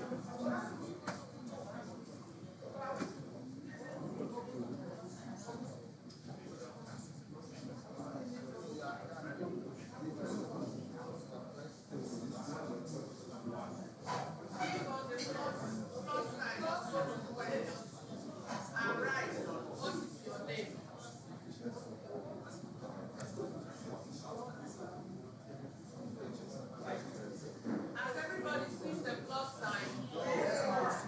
Have you clicked on it? Yes. Have you written what is your name for question 2? Yes. Is there anybody that has not done that?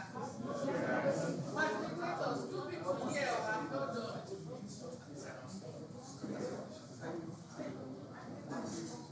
Have you done that? Yes. Now, as immediately you type that, you see multiple choice. Yes. Drop down menu. Click on it. Are we clicking on multiple choice? We are looking for short answers. Yes. So on that drop down menu, you will see short answer. Click on it. Did it give you any option? No option. Display short answer. It has displayed short answer. And there is space, so there's short answer text. So there is so there, the respondent will put his name. Everybody put your name after, put your name on short answer text.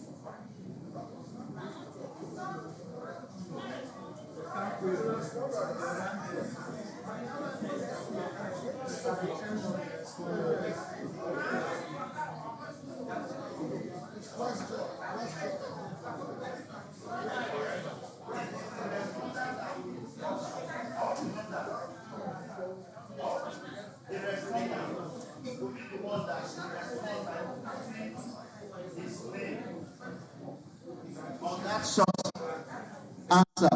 Is that clear now? Okay, fine. Can you put your name? Did your name enter? So you are not the respondent.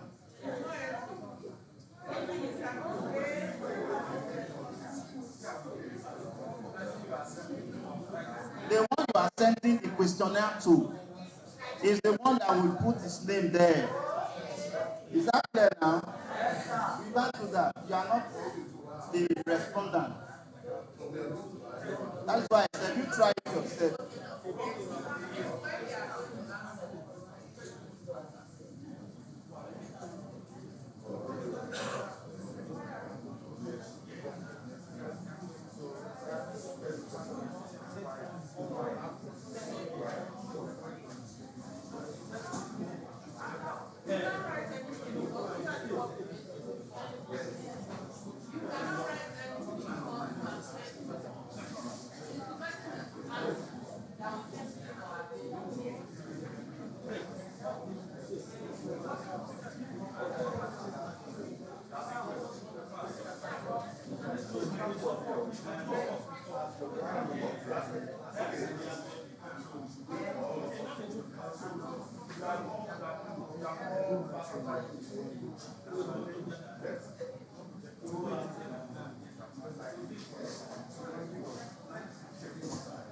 Place your smartphone, don't touch it.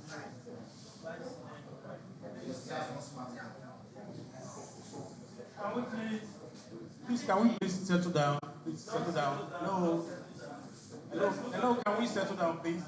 Let's look at the Google form. This is a light case scenario on. Please, can we settle down? Please, at this junction, this training that is organized by head of service herself, that we start first, which is supposed to be to train ourselves. So some of these small wishes that we're saying is part of the training process. So at this junction, I'm going to invite another colleague to see how, join Mr. Opponent, to see how we can get this straight. Now he's going to take it on a step-by-step basis, and it's going to be on real time. So please, give him your own advice, your attention, as he does that on a step-by-step basis. So at this junction, let me invite Mr. Opponent. He's going to, Mr. Weary, going to go through the process and support from Mr. Opponent. But please bear that in mind that we are all being trained, and there's no expert on this matter. Like one of the facilitators said, digital tools is a very wide area that all of us cannot master, but something that we are going to take away at the end of this plan. Because this Google form is a critical aspect of what we are going to do. So please calm down, right? We're trying to control and make sure that each and every one of us will take something. So, Mr. Arun, you have a I want us to look at the screen because this is real time. There's a plus sign, big plus sign. We call it a big plus sign. Click on.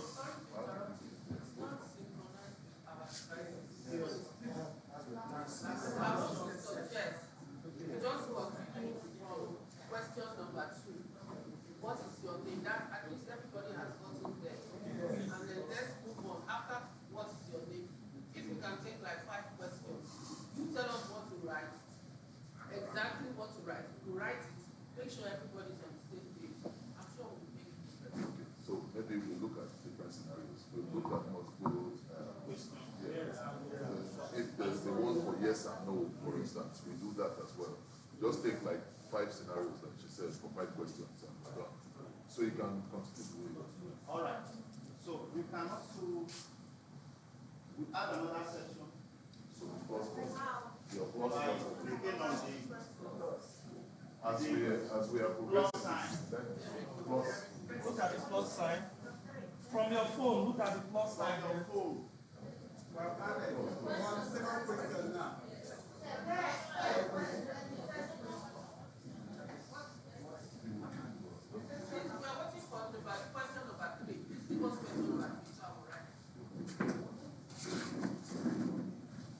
Your place of nativity. Place of birth. Yes, place of birth. Place of birth.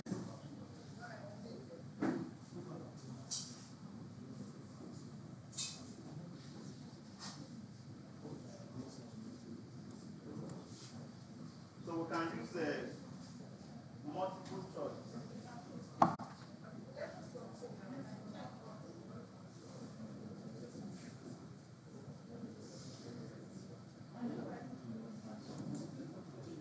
What will be if by using multiple choice, what will the first choice be option? Okay.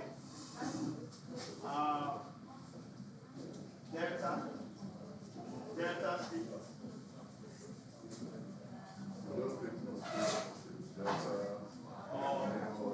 Edo.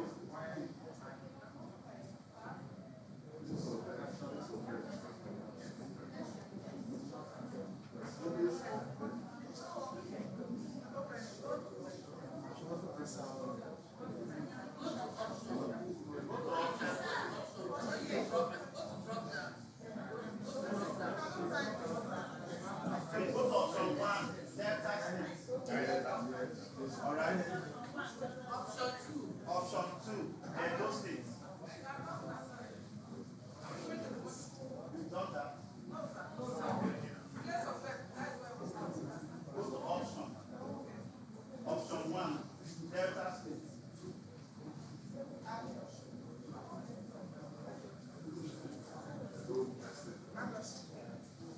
Option 2, Edo State.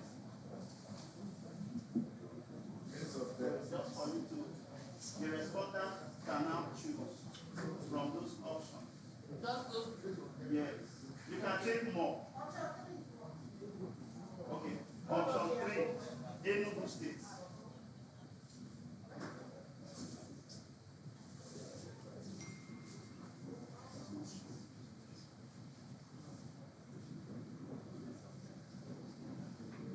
Now, let's go to another section where you can upload an image. For example, you want to upload an image. Would that be question number 4? It's a part of it. So can we say, Where let's go to your question picture. number 4? Yes. So that means we all click on the plus sign. Yes. All right.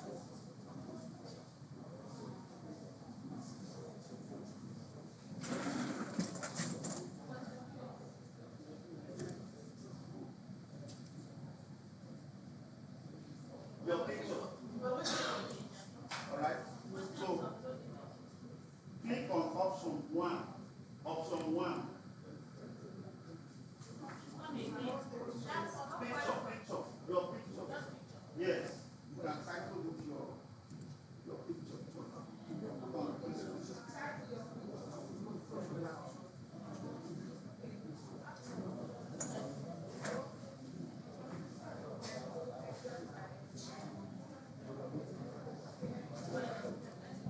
You're using Android. Yes. So when you click on option, you will see another menu by the side. You see, Just tap it. Click on it.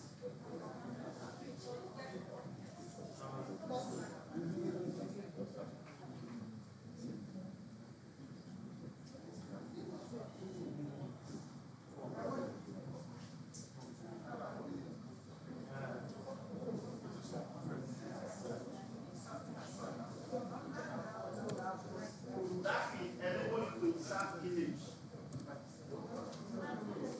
I see a way. Yes, it's possible, but I'm trying to see if I can use. That would be better because even our TV was suggested, but our issue is the lack of projector. Yeah, if it's a TV will just.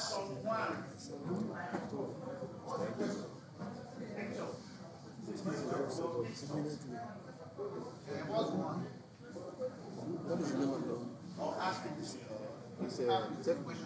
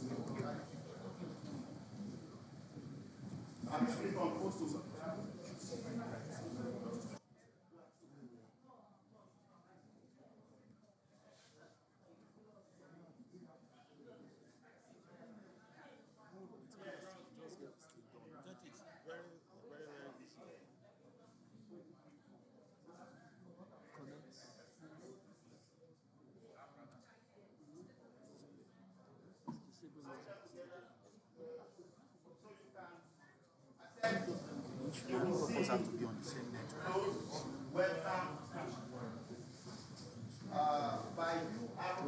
On my hotspots. You on your Wi-Fi. Okay, on your hotspot. On my hotspots. We have to be on the same network.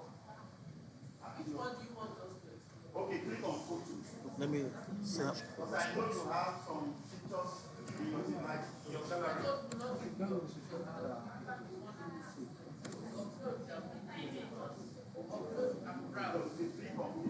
Like me, I'm already happy with my husband. It's that, right?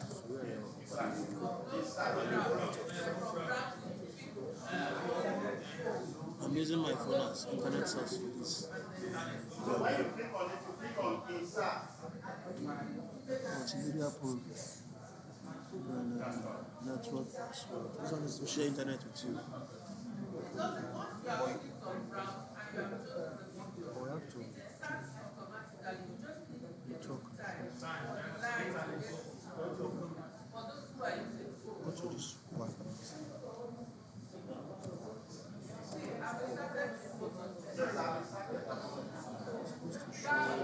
Networks. Available network is what we are looking for. And show network.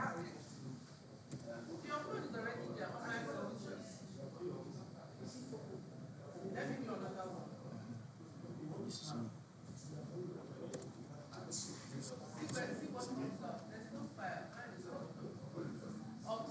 Let me just type 36, 56, 36, 56, 57, 404.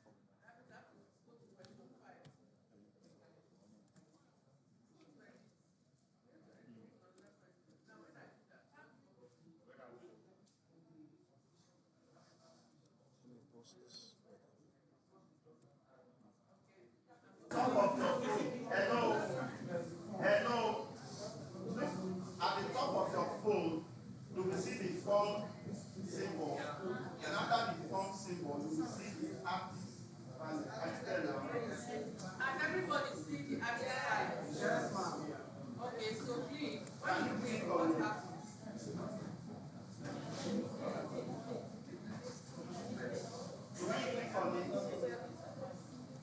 You have the text type, you have the robot tool, and so on and so forth. So it's just for you to, if you go down, you see the different colors. So you can choose any color and see the results on your page. If I choose color, what do I do? Just click on it and apply. Thank you. You need to take us step by step. It's not as if that we already know everything.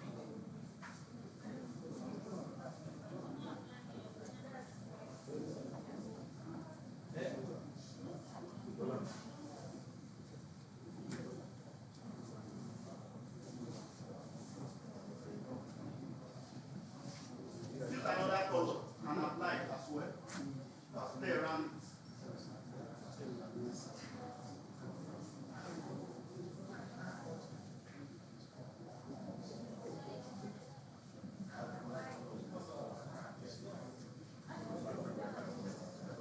Did you see the effect? Yes. Please listen to the facilitator. Did you see the effect? Good. Now, adjusting your form. That takes us to number 3. Adjusting your form. To adjust your form, you simply click on the setting, the top right corner. Did you see setting there? Yes. So you can see the various setting options. For example, you make this a quiz. All right. You have responses option. Okay. For example, you want to limit the respondent to respond only once. You can activate that. Maybe no more than once. All right.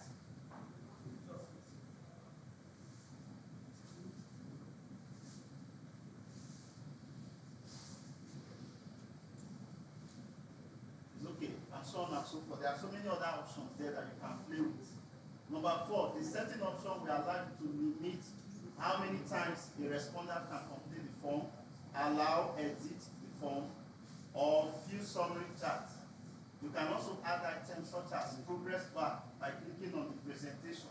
So let's click on presentation. If you click on presentation, you realize that it is 0.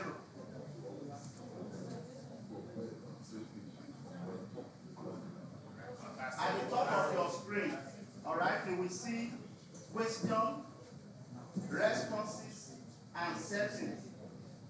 Are you there now? Yes. If you click on it, what is your result? Click on responses. 0. That means nobody, you have not published your form and nobody has responded. But by the time people start responding, you will begin to see the number of respondents. Is that clear now? Yes. Now, publishing your form. How do you publish your form? Once your form is ready, you can publish and share it with staff by clicking on, okay, let's just go straight. Click on publish.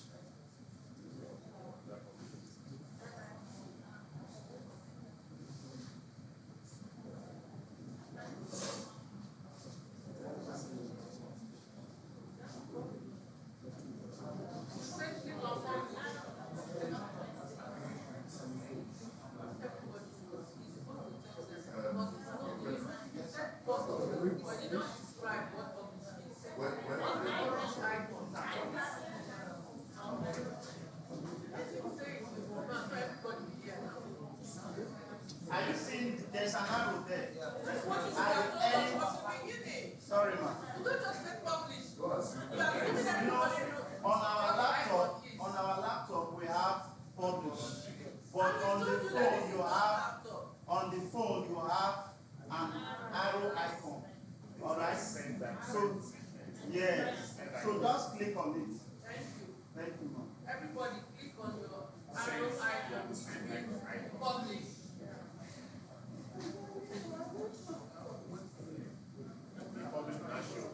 Did you see the publish there? Yes.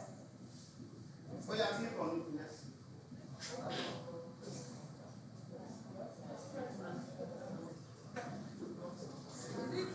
Click on the publish that on the right side of dismiss. Yes, on the right side of dismiss. Okay, everybody click your publish now.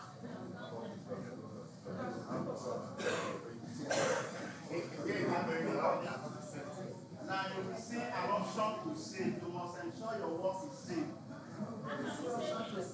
Let me save there. Save option. Okay, that's in the send icon.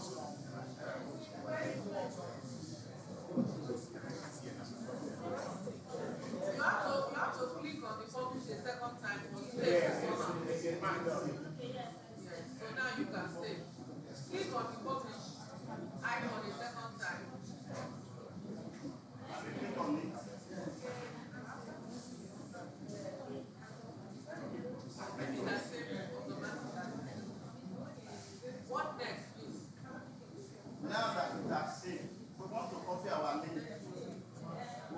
share our link.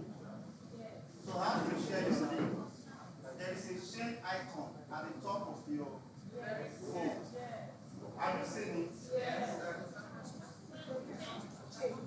Something like change. After the phone, you see the palette, you have redo and undo. Then after that, you see the change icon. So you click on it.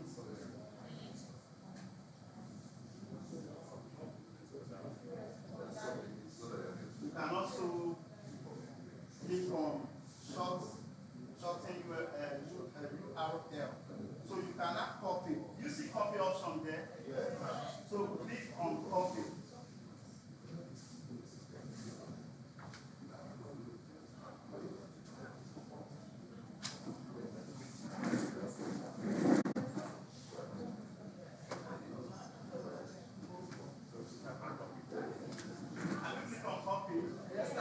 Now go to your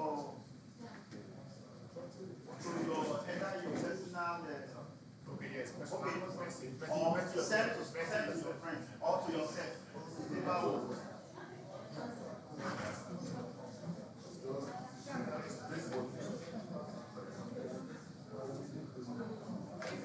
you're not seeing this, can your auto rotate?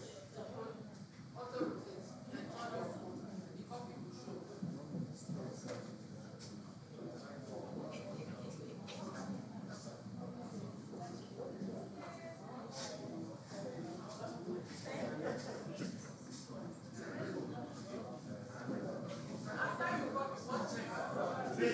I said face to yourself or your friend.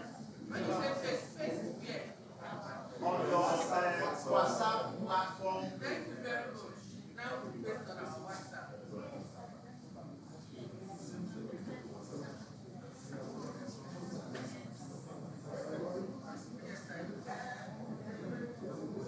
Is it there now? Now go there and click on it. And let's get it.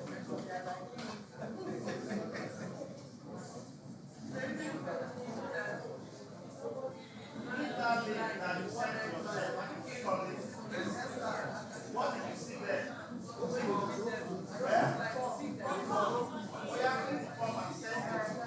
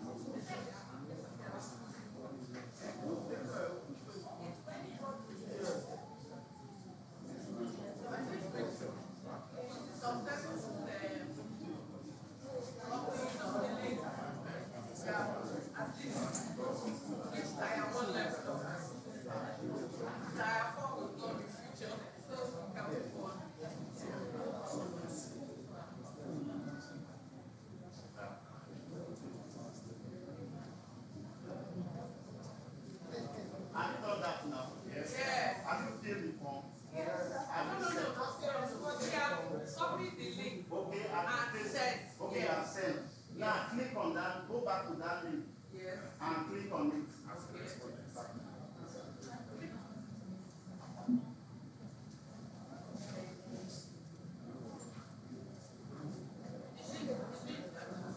Yeah, you click that. Send. Click on it. So that you can open and now answer.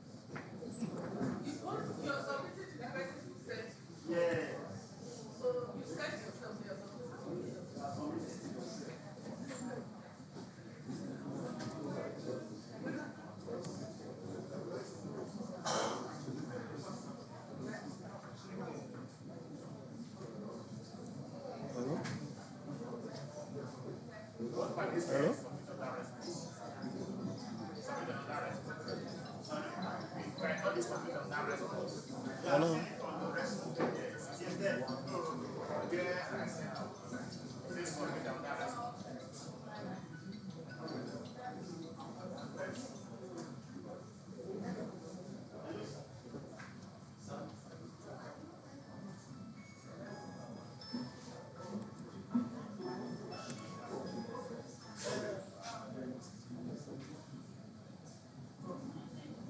So if you want to view the response, the number of respondents, you go Like into the last vision, scenario, maybe if you're collecting. yeah. So people have responded. Now you want to see how many people. So you click on, you go to responses. Are you seeing responses? Only one.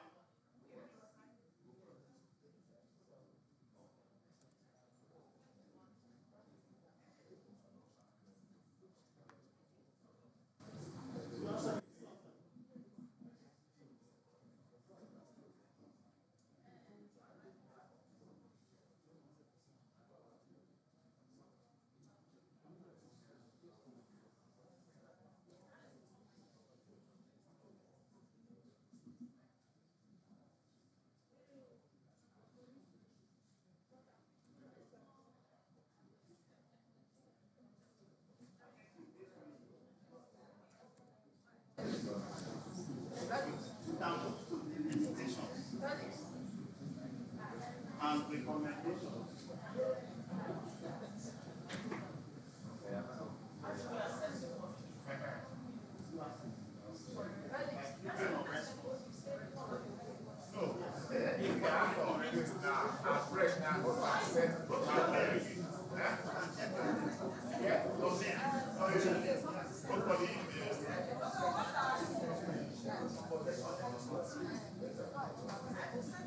That's why I said we must have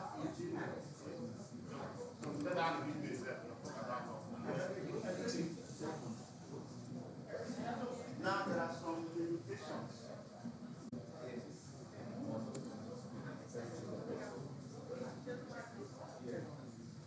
And one of the limitations here is internet services.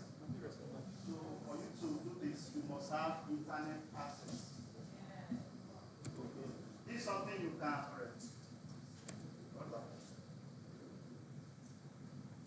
like this one now. Created a link. And a lot of friends are asking unfortunately this. So how do we evaluate that? you have to, of course, at the top of the link, there must be a note, all right, asking for, requesting for, a particular information, or you are participating in a survey and you want them to participate by clicking on this link below. That will make people to know what to send to them. Is that clear now? Maybe you are in a group, all right, and you want your friends in that group to respond. You talk to them, put a little note to them to show what you just sent to them. Not just sending it to them. Have I answered your question? Yes. Right? So, like, there's a video that our HOS sent to us, telling us that you can as well walk even with your phone on your bedroom, even in the car. So, while driving, you can be walking if you have a driver. Sorry.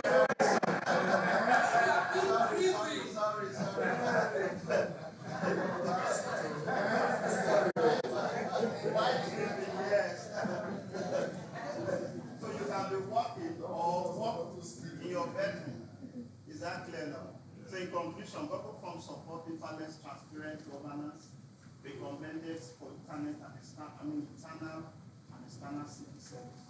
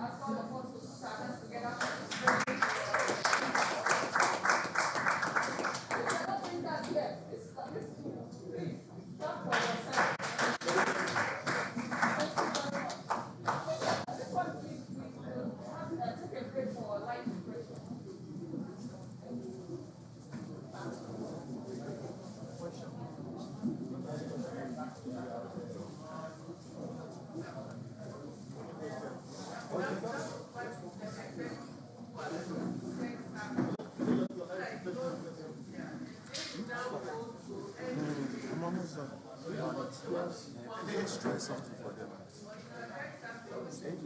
We